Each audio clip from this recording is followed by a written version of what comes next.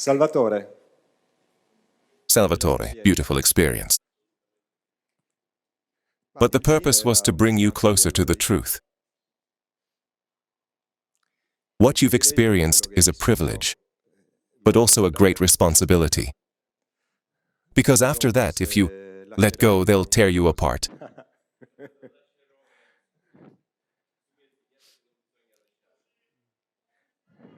No, come on. So, Salvatore, we've known each other for years, and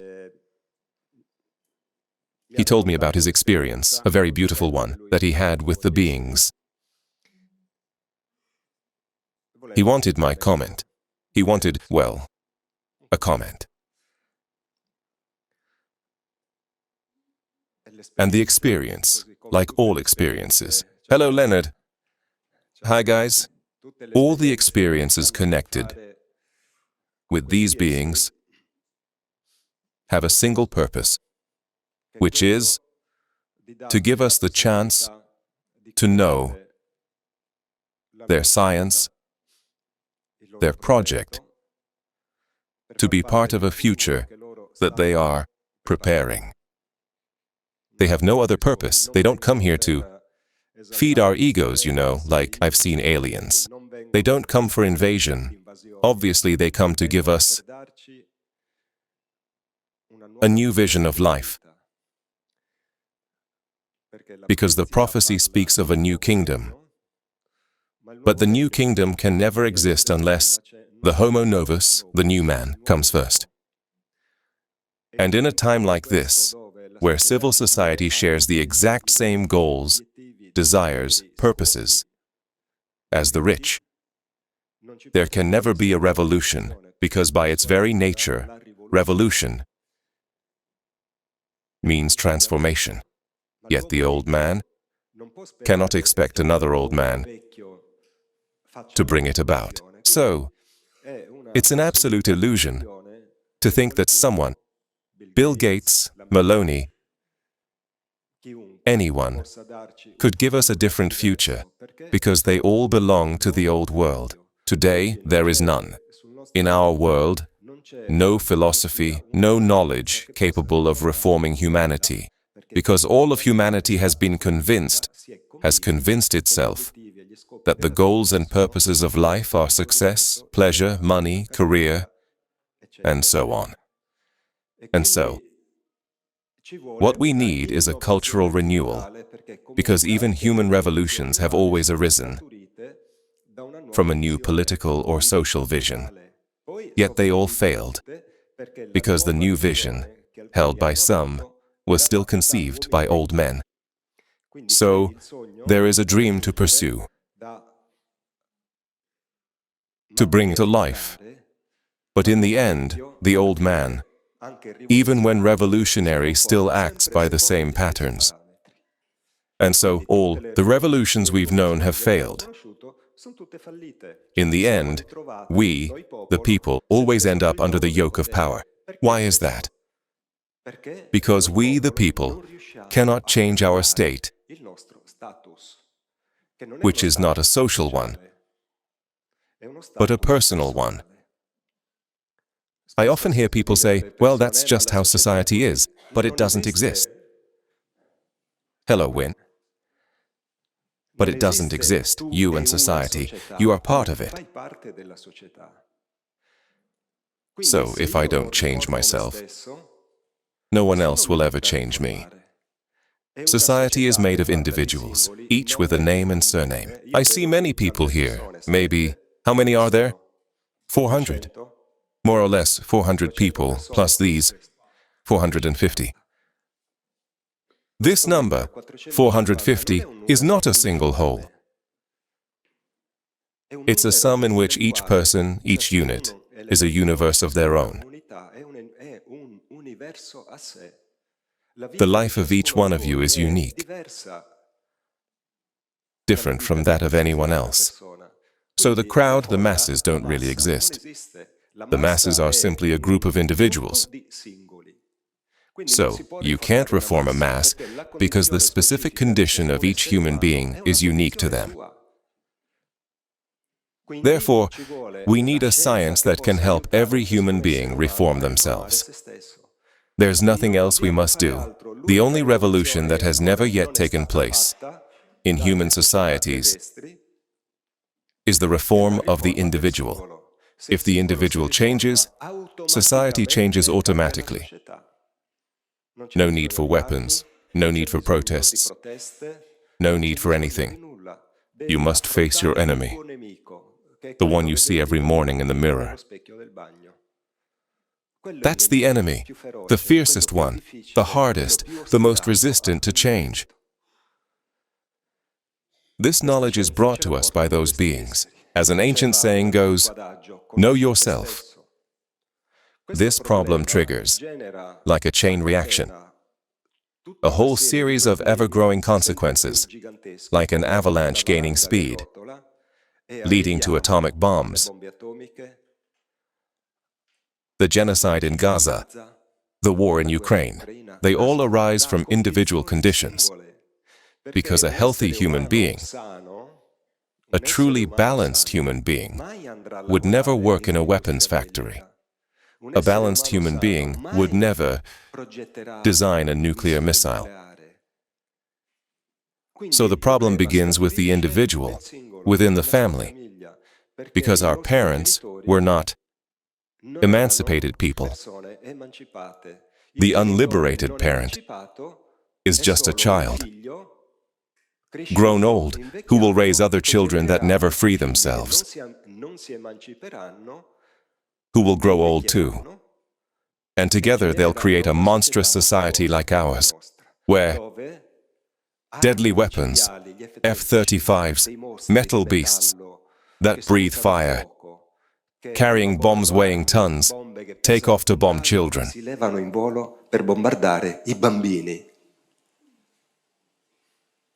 How can this be possible?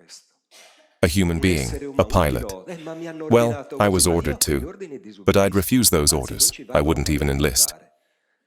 Let Klaus Schwab go, let Meloni go. Let our honorable President of the Republic go. Instead, they sit comfortably in their warm seats and send others to die. But in a universe ruled by the law of cause and effect, do you know what all this happening every day means? Our downfall. Because all this blood we're spilling and not protesting against, with a radical change in our own lives, is complicity, and will pay the price. There are dreadful prophecies about Italy. Why? Because we have rulers who are criminals and people who share their guilt. The spiritual path, we've always been taught, doesn't exist. It's a deception. True spirituality means know and change yourself. Spirituality is life itself. It's society, family, the people around you, the work you do. That's true spirituality. Otherwise, you know what kind of spirituality most people try to sell us? The inmate's hour of fresh air. A brief escape, then a burst of empty self-gratification, and back again to the same miserable life. Okay, this was the premise.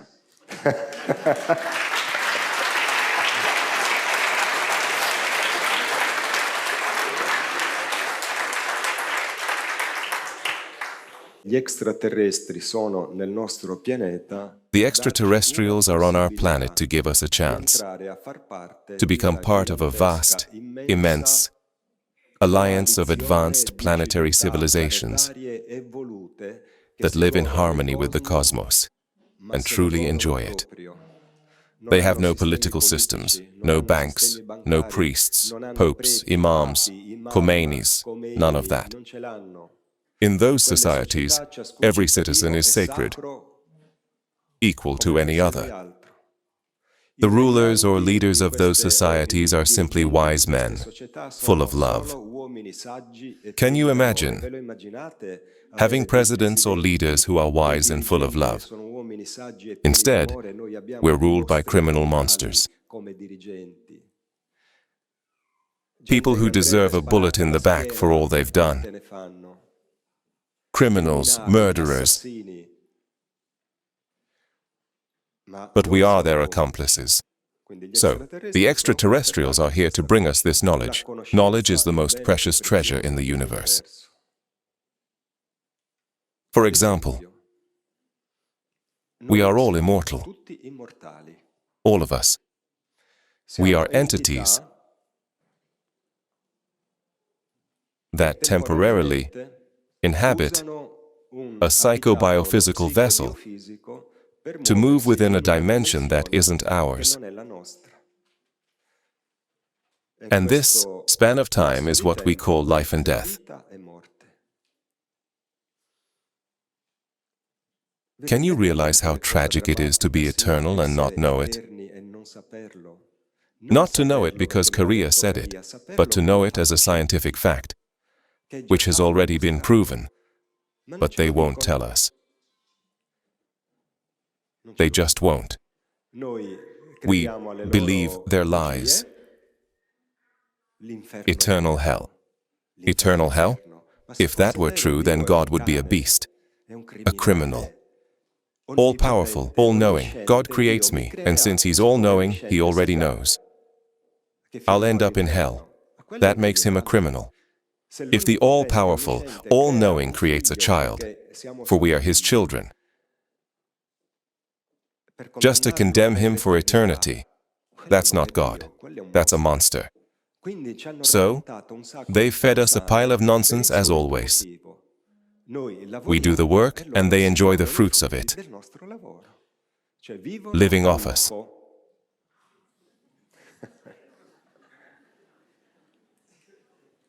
This is our situation. To these beings, our condition is miserable. We have to pay a banker just to live.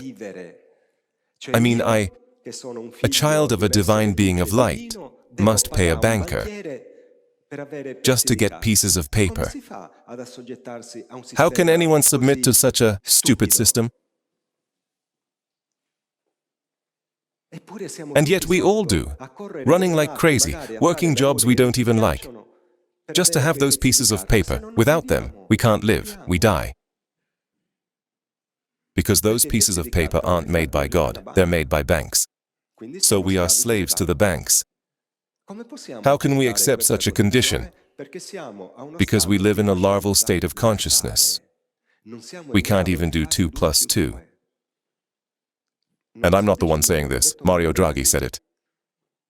Years ago, during a press conference, he was interviewed by a journalist, and he said, "You can find the video. The ECB has unlimited funds." What? If you have unlimited funds, you can end world hunger, poverty. You could solve education. You could do anything if you have unlimited funds. So why don't you? Because you're a criminal.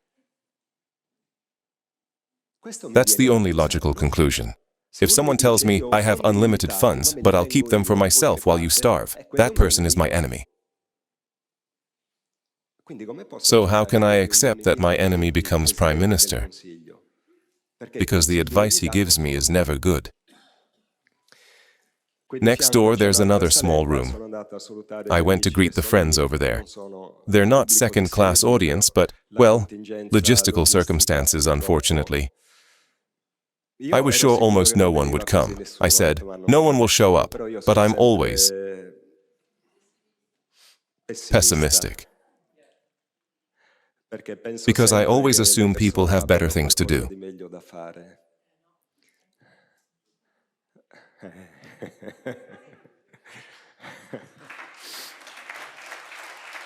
All right. What? Are we online? Hello, my friends. Thank you. There's no one.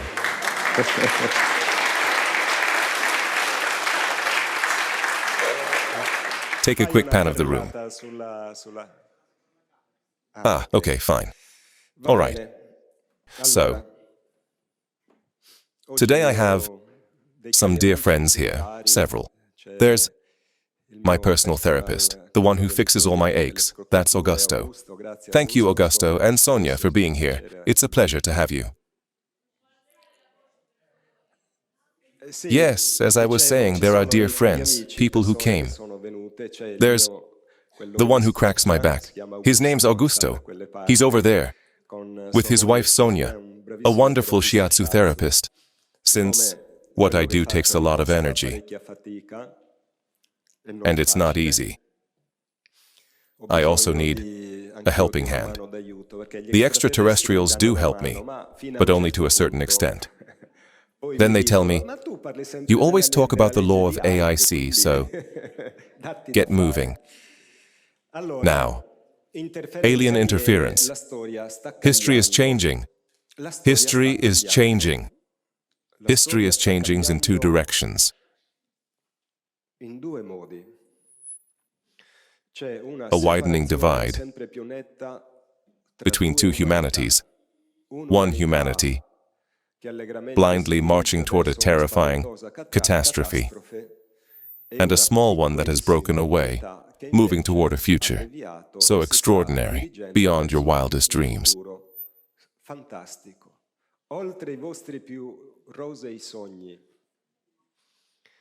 What the extraterrestrials bring us is freedom. In its most purest and most complete form, a vision no philosopher has ever been able to conceive. The good news is that these beings possess both the knowledge and the power to make it happen, because they are beings millions, even billions, of years ahead of us in evolution.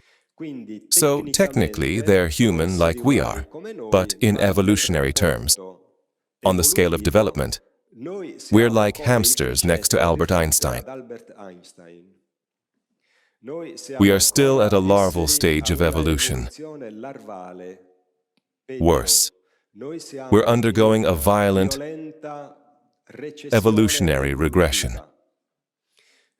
We're heading toward a massive catastrophe, one that the world's leaders have deliberately planned and are now carrying out step by step. In the past few hours, the United States has bombed Iraq and Syria. But the real target is Iran. Iran, prophetically, the wrath of God. The moment they strike Iran, we'll enter the final phase of World War III.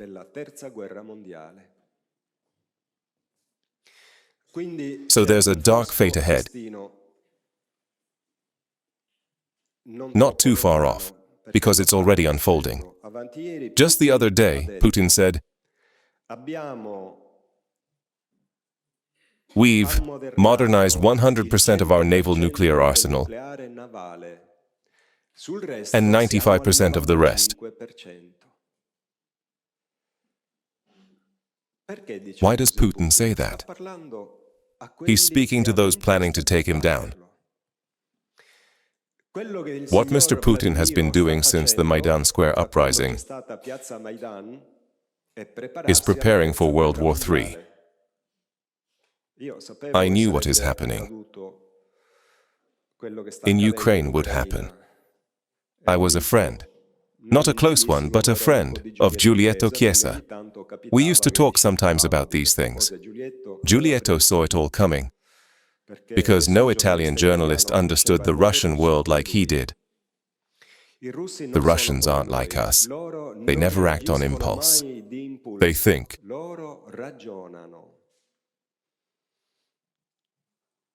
They plan, they prepare, and once they move, they never stop. I can't remember if it was von Clausewitz or someone else who said, I know plenty of ways to get the Russian bear out of its den, but not a single one to make it go back in. Because once the Russians start moving, they don't stop. And it's a society I know well, because I've been to Russia several times.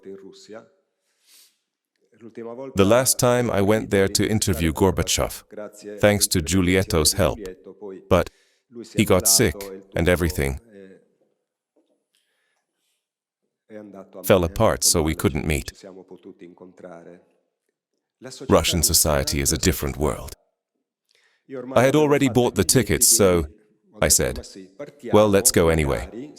Maybe since in the 90s we had important contacts about extraterrestrial research in Russia, though later on, heaven had turned away.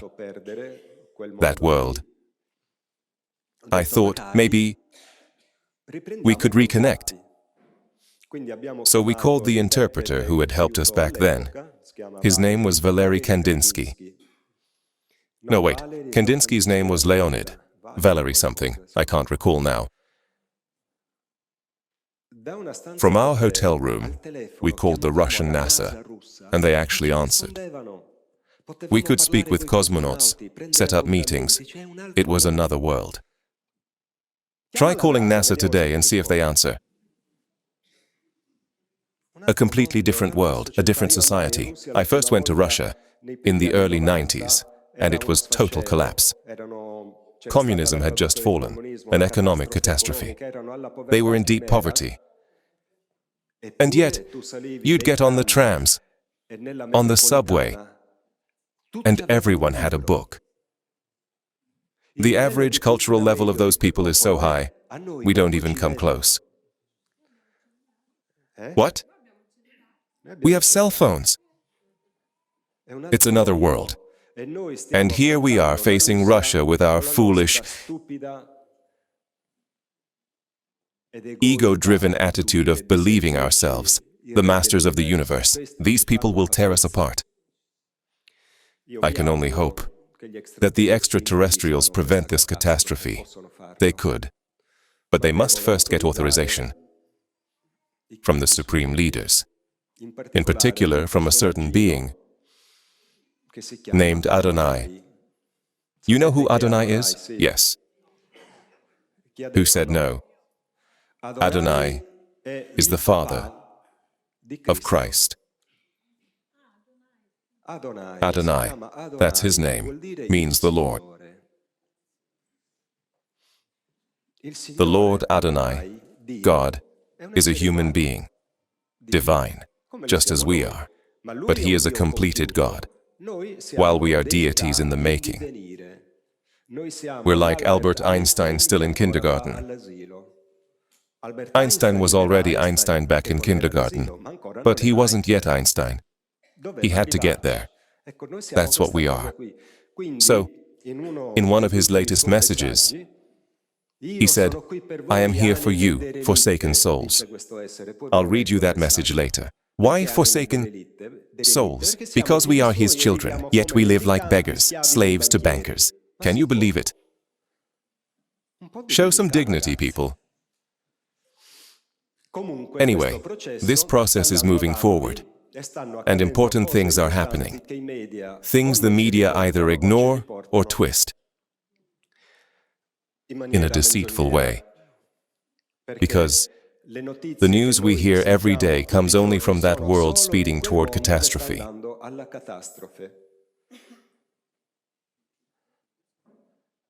We never hear the good news from that small world moving toward a wonderful future. But it's happening. So the work I do is to bring out that information, the documents that prove it, and to inform people. That's what the extraterrestrials asked me to do. Now, some might say, yeah, right, Korea now talks to extraterrestrials. Why? You want to argue? Yes, I have a relationship with these beings, and everything I do has been guided by them. Because when I met my spiritual father, a story many of you may have already heard, so if I'm boring you, I won't say it. Should I?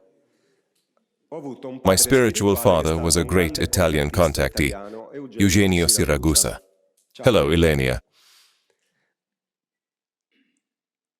I went to see him, as I've often said, because I was not just skeptical, worse. I thought I'd find a madman. Because back then, with my usual arrogant attitude of an ignorant fool, I told myself, Sorry, I've got a bit of a cold, so my voice sounds like I'm talking from inside a barrel. I told my coworker, at the time I worked as a train operator, if there were really a man talking to extraterrestrials, it would be the news of the century. They'd broadcast it on every channel, but nobody's saying a word.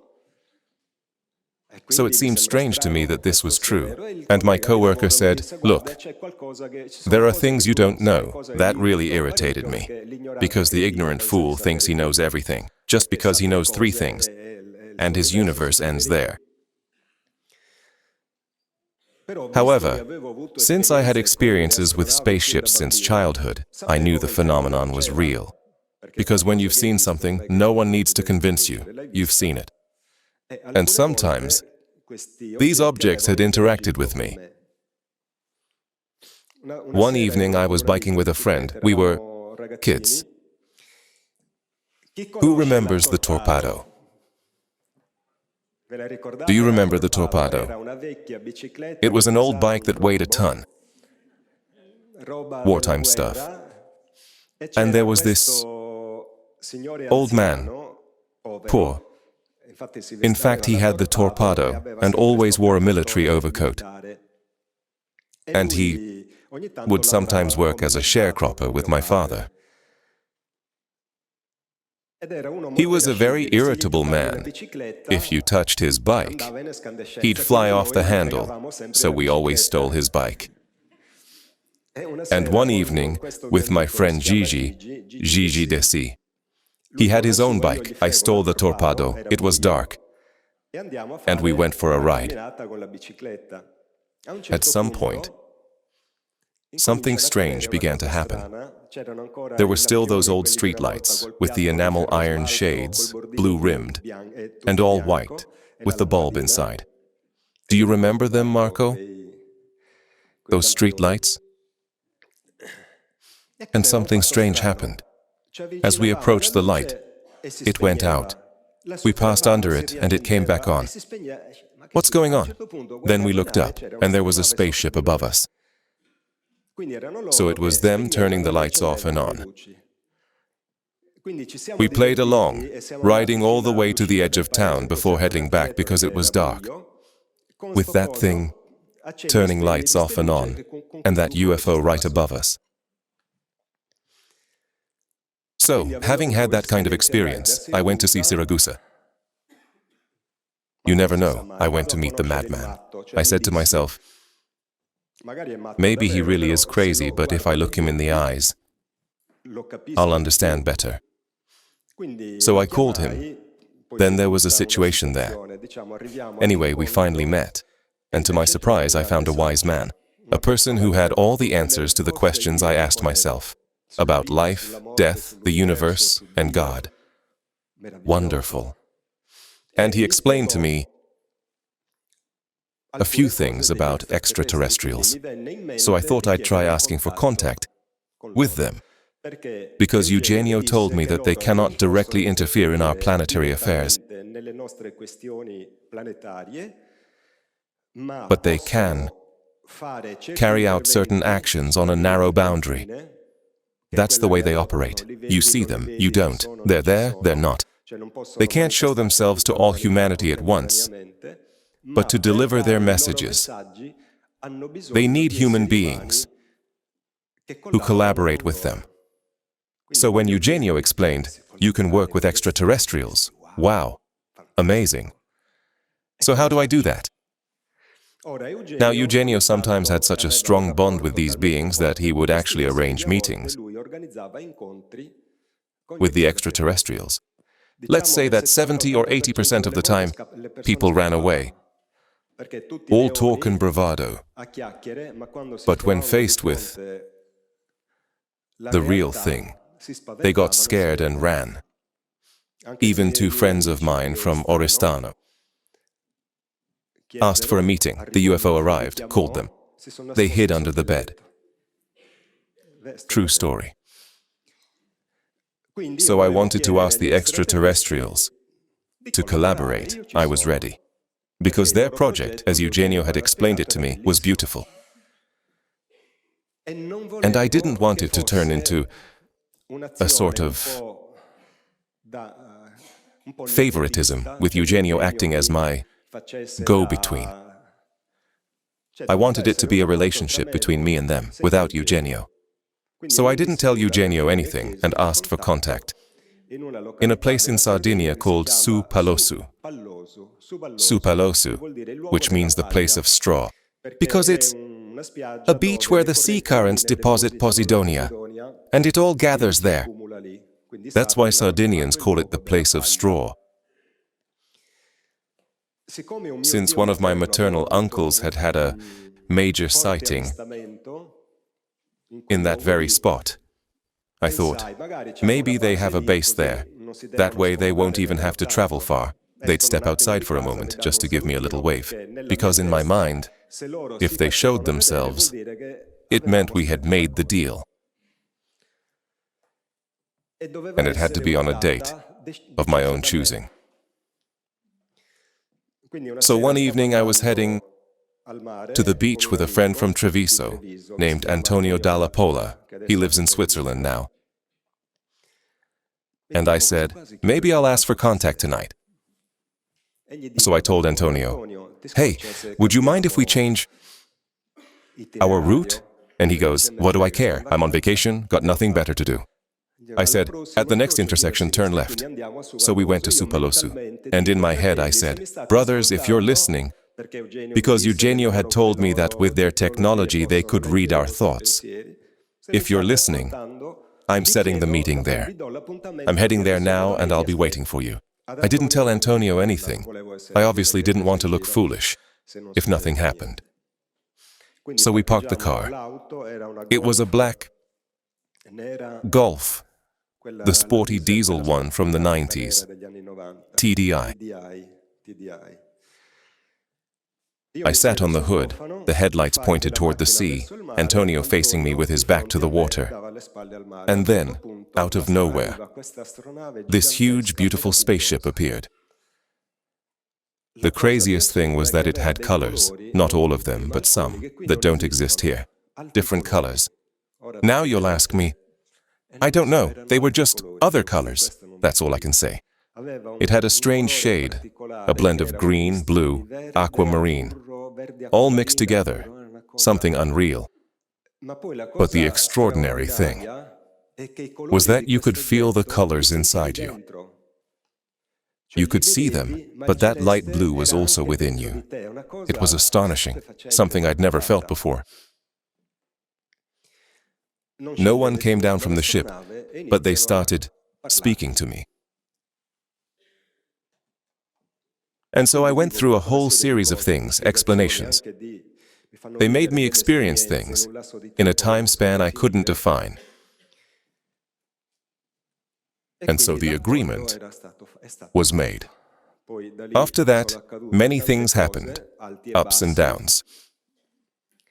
But now it's fairly stable. They asked me, they actually said, do you want to collaborate? Yes. Okay. First, they had me specialize.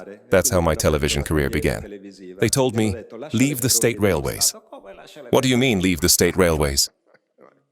I was making good money. I earned in lire, but it was like making 3,000 to 3,500 euros today, per month. I could have driven a locomotive straight through the station, and no one would have fired me. So quitting my job was a tragedy. But in the end, I said, I'll do like that guy who burned his ships so he couldn't go back. I'll have no choice but to move forward. It was tough, though, because at the time I made that choice with a lot of fear. Money, you know how that goes. But they already had a plan. So, self-taught. Little by little, I got started.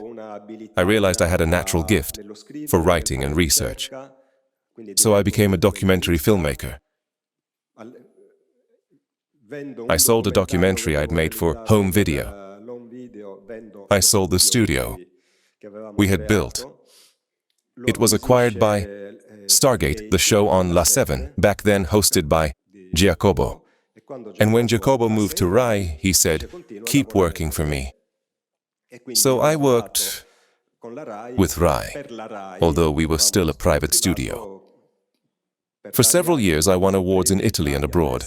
Obviously it wasn't something you'd expect from a self-taught railway worker who ended up there. When I began winning awards here and there, it almost became routine. I'd make a documentary, submit it to a festival, and go pick up the first prize. One day, what was his name? American guy. I can't remember. Pier Giorgio Caria. Pier Giorgio Caria. Ha ha ha. Prize. Pier Giorgio Caria. Prize. By the third one, he said, "Man, buy yourself another suitcase." So, once I reached that point, what did the extraterrestrials say? Wonderful, now leave everything. What do you mean? Yes. Now leave that world.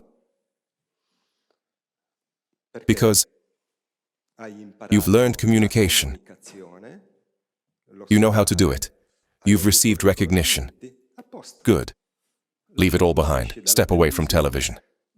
From now on, we want you to speak directly to people. Because on television, obviously, I had to censor myself. Before anything got approved.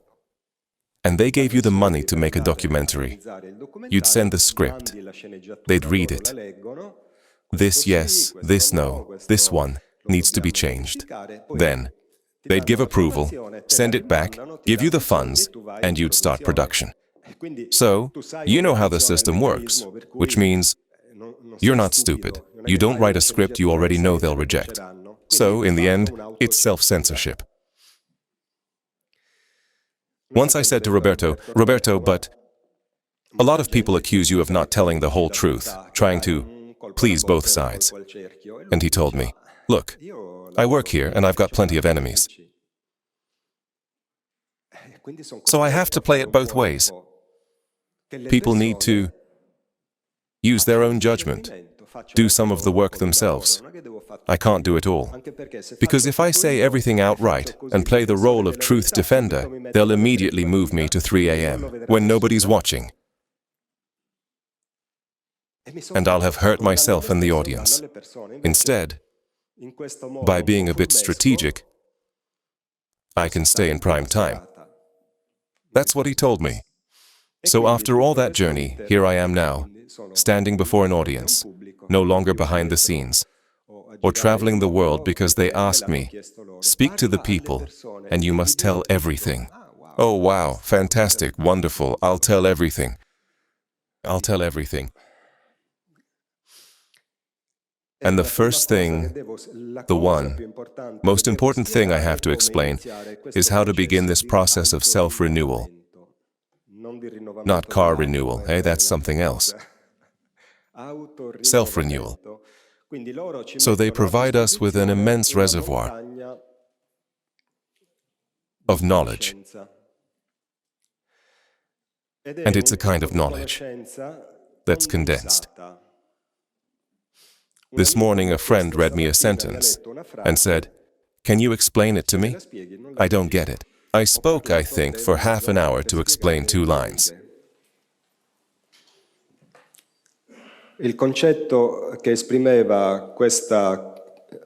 The idea expressed in those 2 lines dictated by that extraterrestrial being was about the nature of consciousness and the nature of the soul. That's what it was about. So they give us access to a science unknown to us, called the science of spirit. The science of spirit and matter. We have one part made of matter,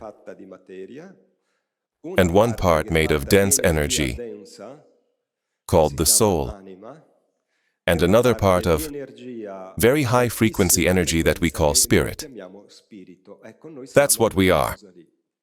We are that highly intelligent, high-frequency energy, right now vibrating, roughly, more or less, between 35,000 and 40,000 vibrations per second. Our spirit. Because the evolutionary condition determines an increase, or rather, a specific frequency. The more evolved you are, the higher your frequency rises. God is 100% frequency, and our structure is built in stages, so that mental faculties are activated only at a certain frequency threshold. So, to use 100% of the brain, we must reach 100% frequency, which is about 99,000 vibrations per second. So these are scientific data about how we are made, because a being who doesn't know what he's made of is a slave. If we don't know how we work, we are slaves, we fear death, we are weak. But if I know I am eternal, and I have proof of it, it becomes much harder to control me, or to make me bow to these people. So, liberation is not external. You must free yourself by acquiring knowledge, because knowledge has always been the fuel of power. The more knowledge you have, the more power you get, not to enslave others, but personal power, until you reach 100% power. That is, to be like God. You are gods, and you will do greater things than I. That's what Christ said. God self-determines, self-defines, and self-manifests by generating from himself whatever he needs for his eternal becoming. This is the scientific explanation of God given by the extraterrestrials. God self-defines, self-determines, and self-manifests, generating from himself all that he needs for his eternal becoming. In other words, God is the cause of himself. God shapes his own eternity and happiness. So we can start doing that too. Knowledge allows us to design our future the way we like it, because either we have a plan for our lives, or our lives will be part of someone else's plan. That's our condition. Our lives are part of the plan of the world elite, who make pig's meat of us, as the mobsters say. They do whatever they want with our lives. One morning they just decided to destroy Gaza. They simply got up and started doing it, and no one can stop them. And we're complicit, which isn't right, not at all. So, the first thing we must do to reform ourselves is to know thyself, says the ancient saying. We must know ourselves, because if we don't know who we are, we can't manage our lives. So, I make available in the free resources section of my website around 20 books in electronic format, which can also be requested through this email. Please don't send us questions or comments, because it's an automatic email, meaning you'll get a reply from the system itself, the software, which will redirect you to the free resources and explain how to download those 20 volumes. To me, they're the entry level. But at first, you won't grasp much. Sure, some things will make sense, but it's knowledge far beyond the ordinary.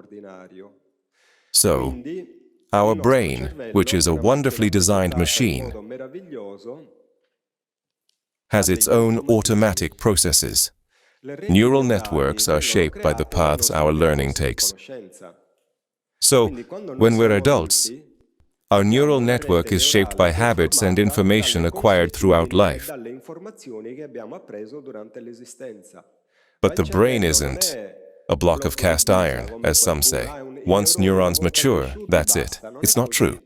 If I give my brain new stimuli, the neurons create new synapses and fresh pathways of thought. It happens automatically. I don't have to think about it. So, I take these books and read them straight through, without stopping at every line, reading and rereading. You have to work on autopilot, read and keep going. When I've finished all of them, I start over. I stop reading only when I find nothing new left in them. Generally, they should be read 6 or 7 times. without pausing, straight through, pleasantly, without stress, not like, I don't understand, and getting stuck there. Because by doing so, the brain, which is a stomach that digests the food of knowledge, slowly begins to absorb these new proteins. It begins to form new synapses, to create new corridors of thought. In the end, I understand it all, because the brain has done its job. Then neurons have another extraordinary ability: automation. Like when, at first, clutch, stick, brake, total chaos. You hit curbs, go in reverse and mean to park here but end up over there.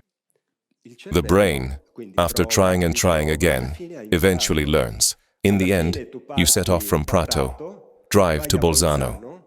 You chat the whole way without consciously noticing the signs or stoplights. And yet, the body, through all its automatisms, keeps driving, leaving you, the spirit, free to absorb more knowledge. It happens automatically. So, to change your life, you first need to acquire new knowledge and a new physical structure, because thought has a powerful influence on our body.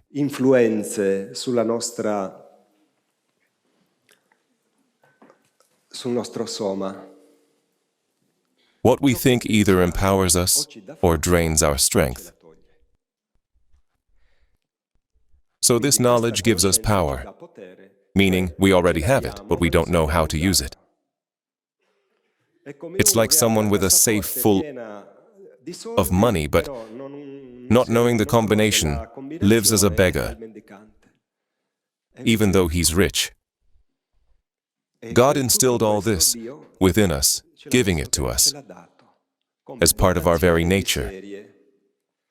But what has power done? It hides it from us. Otherwise, the oxen and cows would run from the barn. The sheep could no longer be sheared, nor milked, nor sold for their meat. So, knowledge. For those who don't like digital format, we've also printed them on paper at a very affordable price. In fact, if you download the e-books, take them to a copy shop, and print them yourself, you'll spend more. So, to make it easier for those who prefer to have a tool powered by free energy, so if the power goes out, it still works. You don't have to recharge it. There will come a time when there's no more electricity on Earth. So keep candles, lamps, books. Devices are extraordinary. They make life much easier, but there's a catch. Without electricity, you're stuck. And there will come a time when, sadly, I hope I'm wrong, but it's bound to happen. So anyone who wants a printed copy can write to this email. Then there's my YouTube channel, with hundreds and hundreds of hours of free information. Free. What a beautiful word. Free. Some accuse me saying, you, Caria, are selling knowledge. Truth can't be sold or bought. But I'm not selling the extraterrestrials' messages. I'm a professional. This research takes hours and hours of work and sacrifice. Cameras, equipment, everything. If I didn't work, how could I fund my activities? How would I even get to Prato? What would I live on? You know who tells me, you sell the truth? The stingy ones. Yes. Those who cling tightly to their money, maybe they'll spend it however they like, but they won't support a researcher who works for them. Because if you'll never be a researcher yourself, who's going to bring you the truth? The knowledge, the data, the footage? But since they're stingy,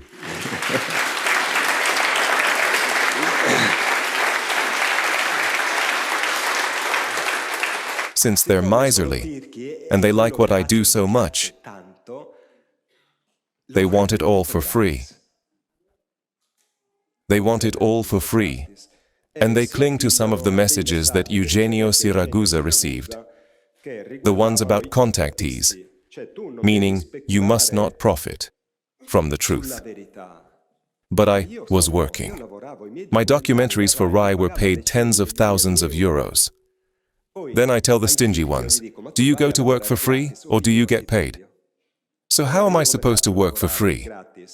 Because if I have no funds in a society built on money, how do I finance myself? I'd have to sell myself to some rich man, and then I'd become a slave, so I live off my work. I don't sell the truth. And in these books I give away, in my YouTube channel and on my website, there's enough truth to save yourself at least 25 times over. But the stingy ones, they want everything for free. You'll see how they'll come after me now. It's the truth, my friends. You're stingy. You're attached to your money. And you twist the things Eugenio said. Things he was told by the extraterrestrials about speculation, without realizing the condition you're actually in. You're stingy, you're greedy. But giving is a beautiful thing. I used to dream of finding a researcher like me. Truly. And in the end, I had to create one myself. I said to myself, I can't find one. I remember when I started making documentaries, and I watched the ones about extraterrestrials. I didn't like them. There was no real information, just doubt and fog. And I told myself I'd make them differently.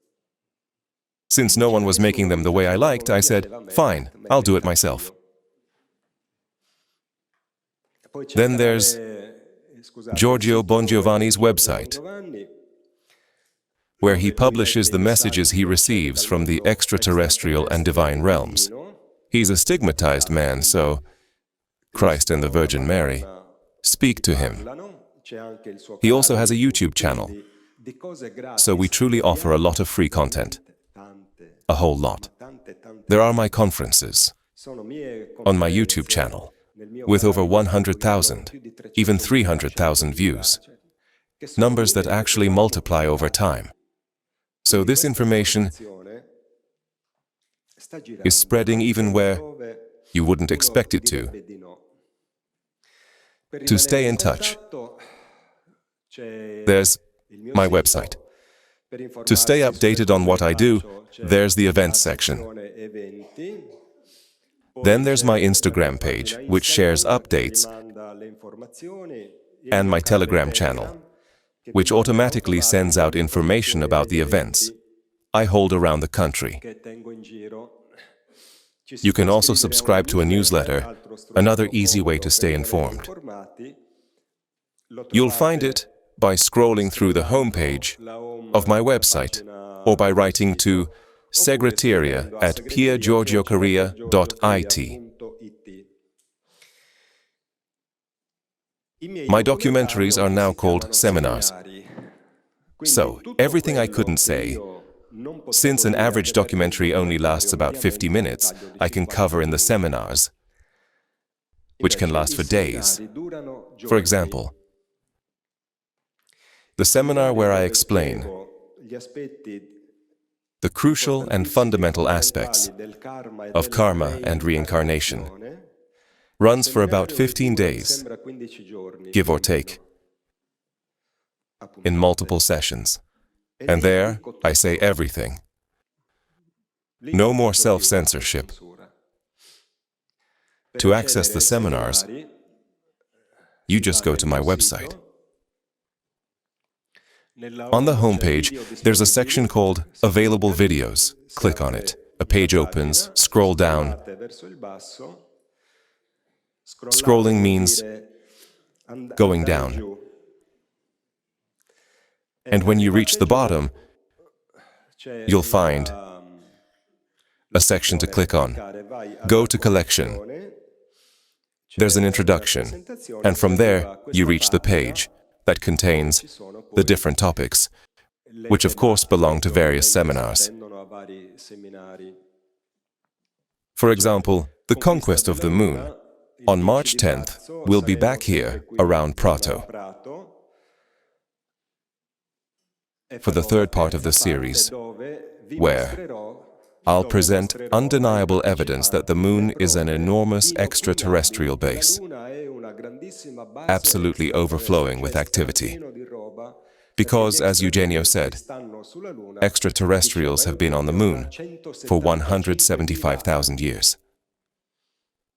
3 days ago, the seminars cover a wide range of subjects, such as the last war of the Antichrist, or the present and the future according to the science of the Spirit. I've never held this one in person, only online. A webinar. A webinar is basically an online seminar, held remotely, where I delve into the true spiritual causes that led to the conflict between NATO and Russia at the expense of the poor Ukrainians. It's that esoteric and hidden side no one will ever tell you about. Another seminar is called The Gate of Hell and the Dark Secrets of the Elite, Symbolism and Hidden Meanings Behind the Diabolical Plans for World Domination. Because when they introduced the Green Pass as a requirement to work, which you could only obtain by getting the shot, by taking that so-called treat, it was a satanic sacrifice. There are initiatory codes explaining exactly what these people did. Why that day? Why that number? Why that way? Because when they perform these rituals, they offer human lives in exchange for power to Lucifer. So, dark things indeed. Other topics include the Amicizia case, 9 parts in total, where I explain everything that lies behind this extraordinary case, the hollow earth, sacred geometry, the immortal prince, and the mysteries of Mount Musine, ufology, of course. There's something for everyone. This is the poster for the seminar I'll be holding on March 10th.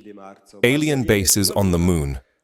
Proof of extraterrestrial presence on our satellite. You'll see videos, the specific locations where extraterrestrials have their most important, let's say most visible, bases, and so on and so forth. The idea that we never went to the moon is just one of the usual tricks of those in power, what's known as a distraction strategy. They release false topics into society to make us argue, to create factions, divide and rule, so that nobody understands the real truth. So yes, we did go to the moon, but we never went back because the extraterrestrials told us, "You're not coming here anymore." Because on the moon, humans did all sorts of things. They even brought a plutonium bomb aboard to run a nuclear experiment. So the aliens said, "Stay home." Back then I was a kid, but I remember it perfectly. Going to the moon felt like taking a taxi.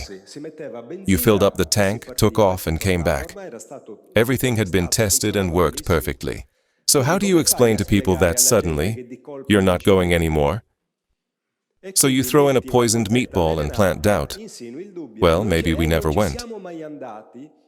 And they make sure to sponsor and promote those who believe it, give them interviews, let them spread it. That way, while we tear each other apart, neither side thinks about the third option.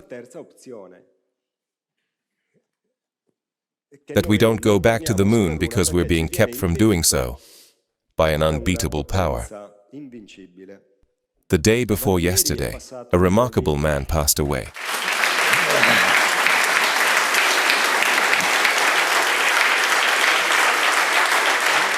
Mazza.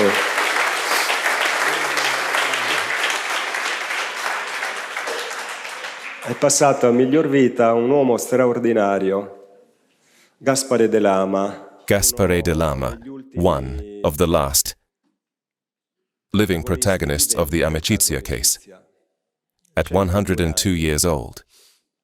This is a photo we took on June 24th of last year, on his 102nd birthday.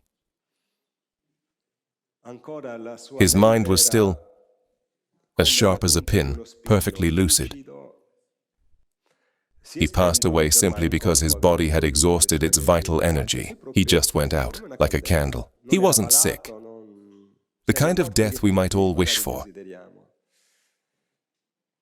Went out, I didn't mean turning off the light.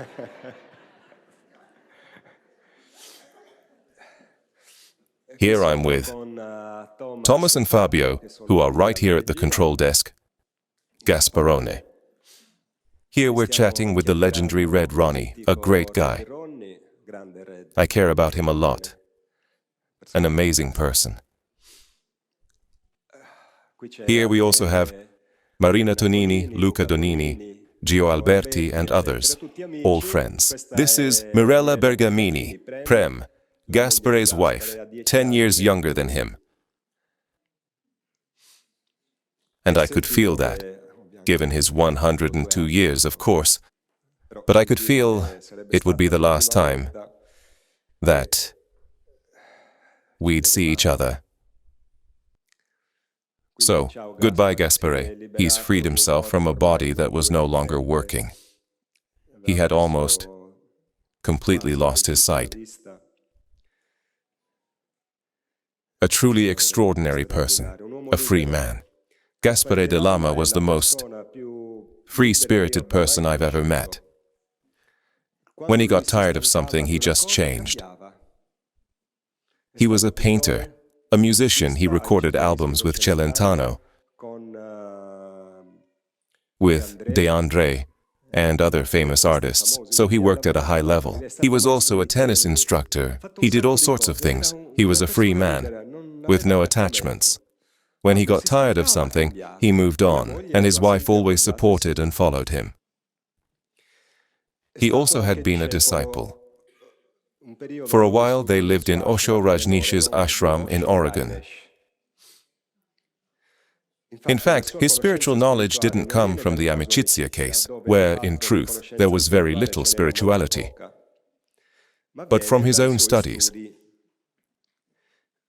When he was studying the Eastern disciplines of Osho, because in the Amicizia case, which I've studied more deeply than anyone else, the level of spiritual teaching was very basic. It was a test the extraterrestrials conducted to observe how human beings would react to interacting with them, traveling on flying saucers, talking to them. But these were all practical experiences, not spiritual lessons. Everything was simply about love one another, be friends. There wasn't much philosophy behind it. It ended badly. In fact, Gaspare stayed in the Amicizia group for only 5 years. From 60 to 65. In just 5 years, he had already had enough, because all sorts of things happened within that group. I said to him, "But Gaspare, you were talking to extraterrestrials. They'd set meetings, and he would go there with his movie camera or his photo camera, and the UFO would arrive, and they'd film it, take pictures." Some of Gaspare's photos were even published in La Domenica del Corriere. They had intense, direct experiences. They chatted with extraterrestrials through little radios. "Why did you leave?" he said. "Pierre, human beings get used to everything. At first it's wow. But after a while, talking to aliens, seeing flying saucers, becomes an everyday thing. And then all the ugliness of ordinary human nature comes out. Envy, jealousy, grudges. The cunning ones taking advantage of the more naive, and so on. So, in the end, I was looking for a group of real value, and I ended up facing the same old problems, typical of human nature. I told them all to go to hell. And I said to him, "But Gaspare, if we all do that, it means we're selfish. I mean, we approach a group just to grab something, to take. But if I join a group and there are problems, yet the experience is genuine, and the Amicizia experience was genuine, then I have to stay there and fight for renewal. And he told me, "You're right." But I was young, I had that kind of mindset. And I couldn't handle it, so I left. Another important thing, if you choose to follow a spiritual path, you must not enter to take, you must enter to give.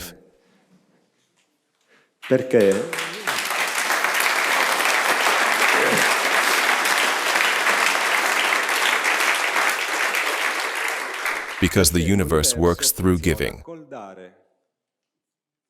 So, I joined Eugenio Siragusa's movement, which once had around 50,000 followers, and now only a handful of us are left. Everyone else had been filtered out because, in the end, everyone wanted to take, and no one wanted to give. So yes, in the end, there were problems. Of course there were problems. Are there problems? Well, we're human. But if there's a problem, I have to work to solve it. Not just say, they're all crazy, I'm leaving. If there are crazy people, I have to work to heal them. Otherwise, I'm just an opportunist. So, when forming a spiritual group, or approaching one, after verifying that the experience is indeed genuine, don't trust blindly. First, we must be certain that a higher presence truly exists. Then, human nature is our own responsibility. There, the extraterrestrials say, we act as teachers, we give you the knowledge, but if you don't study, we cannot force you, you are free. And nothing can ever be effective unless it's done with love and passion. So, if we were to impose it on you through our mental, psychological or technological power, you'd be slaves. Instead, you must do it out of love. If you don't want to do it, leave. Because the new humanity must be one that lives in love. Not sentimental love, but true love. A living love that is supportive, understanding, compassionate, and empathetic. Today we're monsters. There's a constant struggle to grab, to take. Within families, between couples, among friends, it's always elbowing and stepping over one another. If bees behave that way, there would be no honey. If ants behaved that way, there would be war between anthills. But nature teaches us cooperation. While we fail to cooperate, we compete. Now, let's get to the heart of the change. In November, I went to Mexico for the second public hearing, where evidence was to be presented proving the non-human nature of those small bodies found in Peru in 2016. It is one of the most important discoveries in human history.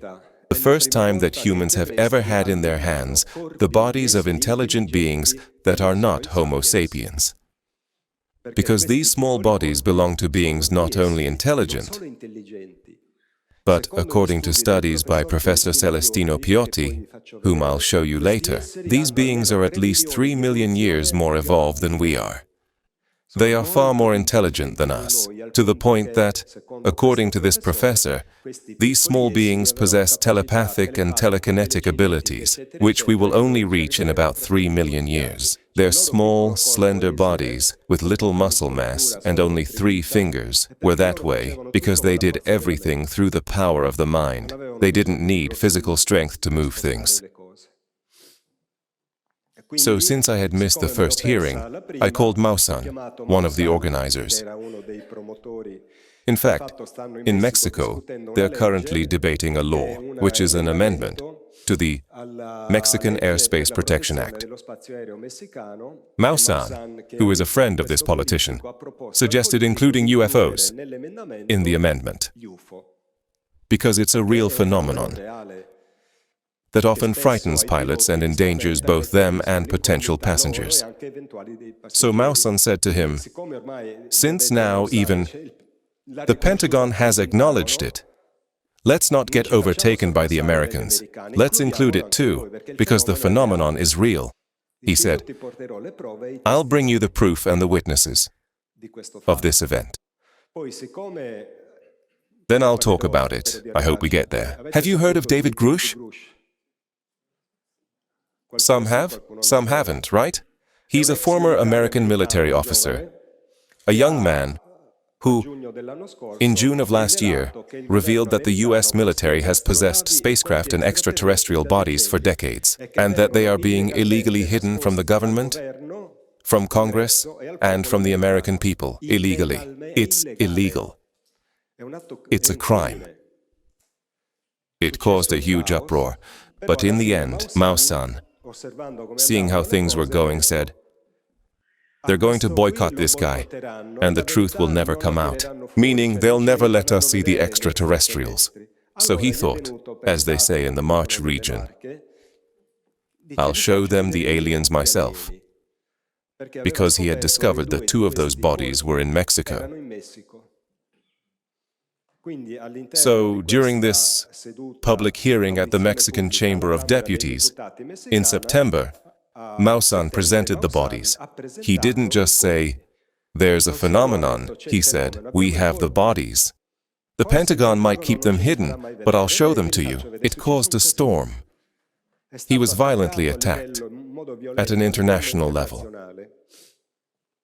But since some of those bodies are in the possession of the University of Ica, and university professors are studying them, they agreed that at the second public hearing, the academics would present the results of their research. We arrived the day before and went to Mao Sun's office. Here, do you see? There was a meeting of those who had studied the bodies, and others I'll introduce to you shortly. It was a strategic meeting for the next day. Let's meet, because we're going to be attacked. We need to coordinate what we'll say so we can stand together, presenting a united front in everything we declare. This is Indiana Jones. His name is Thierry Jamin, president of the Incari Cusco Institute in Peru.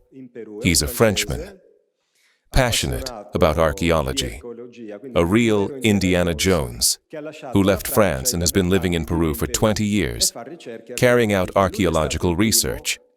He was the first to gain access to these bodies, because the hacheros, the Peruvian grave robbers, brought him the bodies and said, "Look, we found this stuff. What do we do?"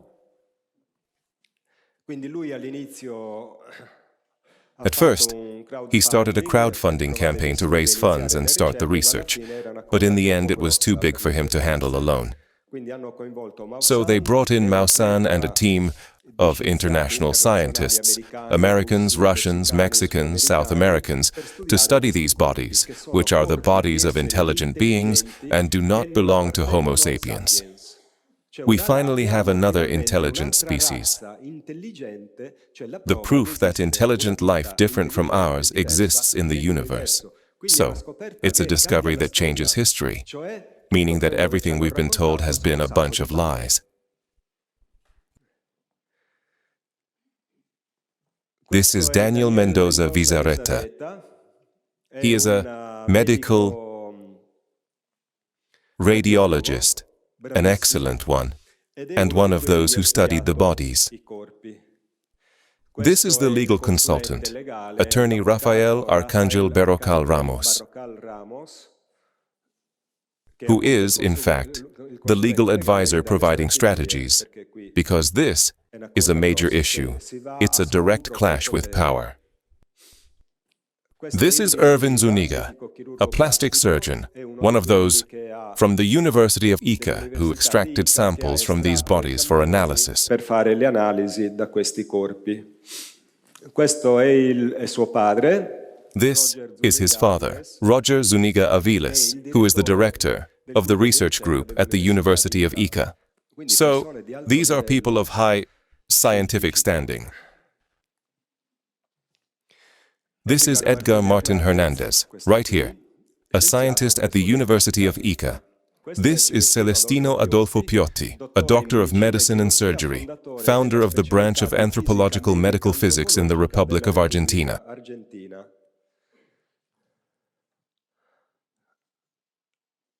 David Willy Ruiz Vela, former president of the Association of Forensic Doctors of Peru, and member of the New York Academy of Medicine.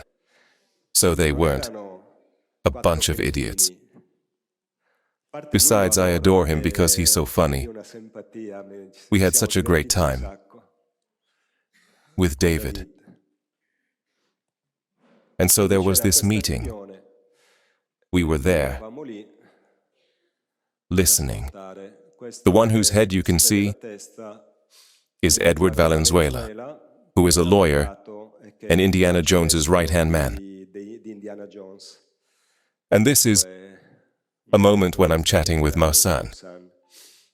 These brilliant professors are like kids when it comes to technology. So, how do I make the presentation? I said, hold on everyone, Jaime, I'll take care of it now. We helped them organize their presentations, which would later be shown the next day at the Chamber of Deputies. Here I am preparing Dr. Ruiz's presentation. This is a person I've known for many years. His name is Giorgio Piacenza.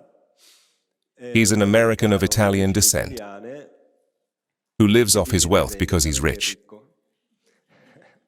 He's passionate about UFOs, so wherever there's something ufological, he's there.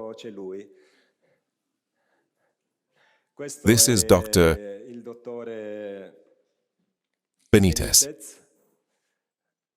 He's a forensic doctor in the Mexican Navy. Unfortunately, he was expelled for telling the truth. They called him and told him, "You must say that everything Maussan is spreading is a bunch of nonsense, otherwise we'll fire you." He replied, "Fine, fire me. I stand for the truth." Questi sono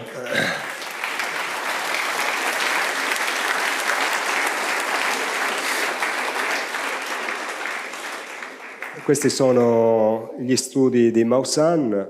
These are Maussan's studios. I did a live broadcast with Red Ronnie. Then I called Maussan and said, "Come on, Maussan, join in with Red Ronnie." And he came. He made this appearance. This is a statue that Maussan has in his studio. This is another larger studio, all in green screen. This is Maussan's son, a wonderful guy. His name is Sebastian Amigo. I've known him since he was a frico, as they say in the Marchi region, who's following in his father's footsteps. He really is a gem of a young man. I felt like I was on another planet with these people. Ethics, courage, valor. Unbelievable.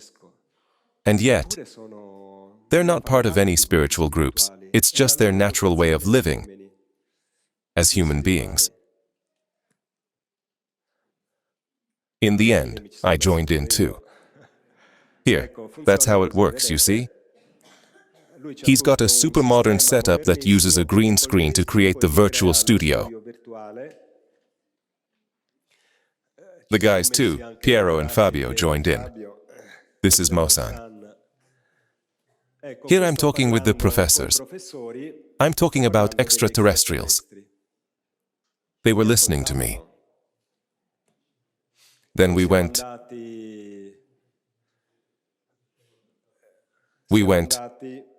to the Chamber of Deputies. This is the bus that took us there. About a 2-hour drive through Mexico City. Mexico City is huge.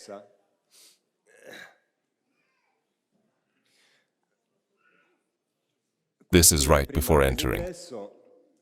Here we are in the hall. I did a few interviews with the various experts, José de Jesús, Salce Benítez,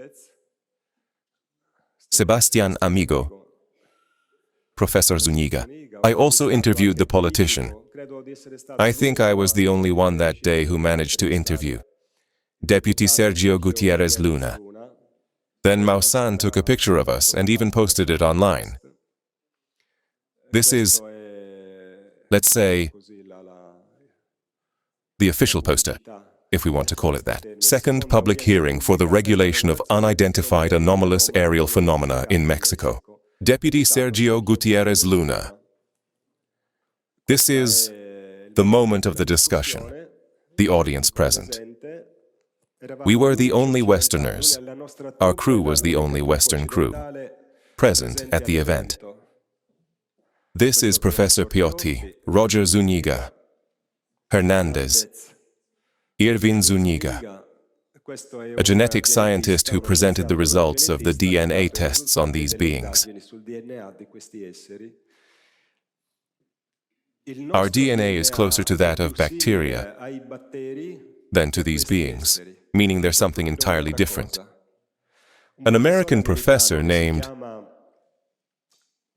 Clifford Miles, a great anthropologist, said, "There is no anthropological record that justifies the existence of these beings on Earth," meaning they didn't evolve here. They come from somewhere else. Dr. Mendoza. These were two Peruvian deputies. In Peru, this truth faces strong resistance because there's a bureaucratic mafia within the Ministry of Culture that wants to prevent this truth from being revealed. But since the international uproar had sparked their curiosity, the Peruvian Congress sent these two deputies, who were there as observers. Afterwards, there was the press conference. There was, you can see a lot of people. This is Rangel Martinez, the geneticist, David Ruiz, Edward Valenzuela, and Thierry Jamin. Here I'm interviewing Valenzuela. This is an air traffic controller who's had UFO encounters.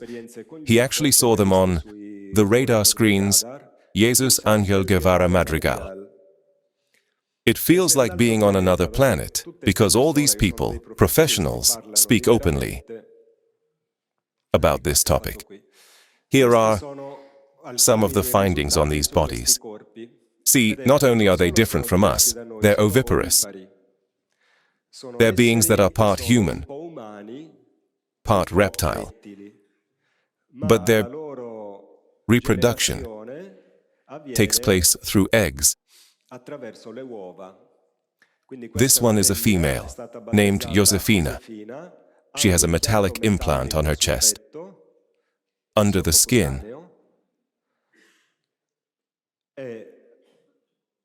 and the structure enclosing the eggs is placental in nature, meaning the eggs of these beings are nourished by a placenta, unlike reptile eggs, which develop only after they're laid.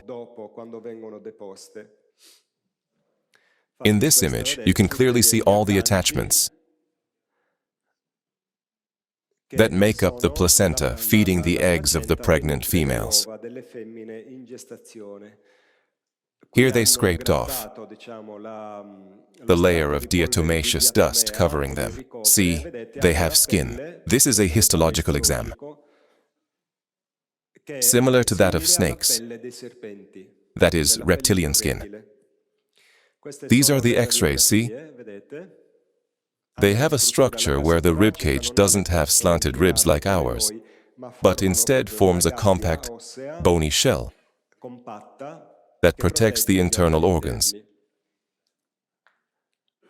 This should be the female specimen named Clara. I don't think you can see the hands here. They have 3 fingers. This is the plate analysis. The most incredible thing is that osmium was found in these plates. These are the analyses of the metallic chest plate. It was cut open, showing microporosity and microinclusions typical of its manufacturing process. The implant is an alloy of 3 metals: copper 84%, osmium 8%, tin 7%, and other metals 1%. These bodies are at least 1,000 years old. Osmium was discovered in 1803. Working with osmium is extremely complex and dangerous since it's a toxic metal. It was discovered by Smithson Tennant in London.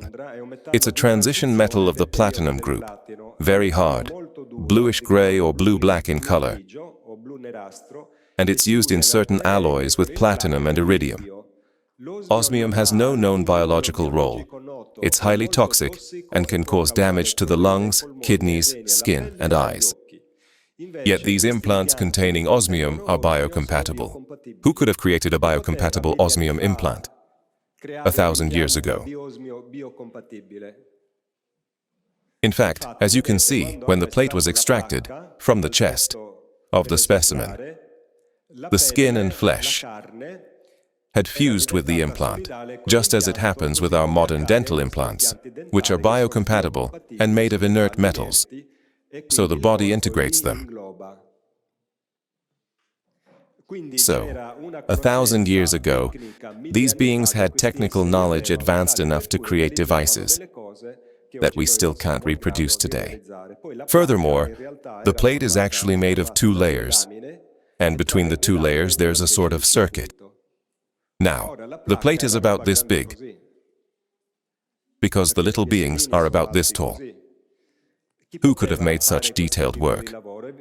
Since they are not part of the human species of Homo sapiens, it's still unknown, not yet understood. Since it's only the females who have these plates, it's been suggested that, given osmium is now used in telecommunication systems, it might have served as a kind of tracking device. But that's just a hypothesis. In fact, there's no proof of it. Then another being was presented, completely different in certain ways, because while those bodies are about 60 centimeters tall, this one is half human and half tridactyl. DNA testing showed it was formed from a mix of 4 different DNAs plus 1. It has human DNA, tridactyl DNA, DNA from a monkey called a bonobo, chimpanzee DNA, and 1 unknown type, which resulted in a very unusual female being. They named her Maria, about 1.68 meters tall. These are the tomographies. This position is typical of ancient Peruvian burials. They buried them in a pit, curled up. These are the X-rays. Now, how can anyone say these are mannequins made by craftsmen? They're complete beings. They even have internal organs. And this is Maria, her body at the moment it was discovered. The cranial volume is 30% larger than ours, meaning she was more intelligent. Look at those huge fingers. Look at her toes. Look at her hands. She has no external ears. Look.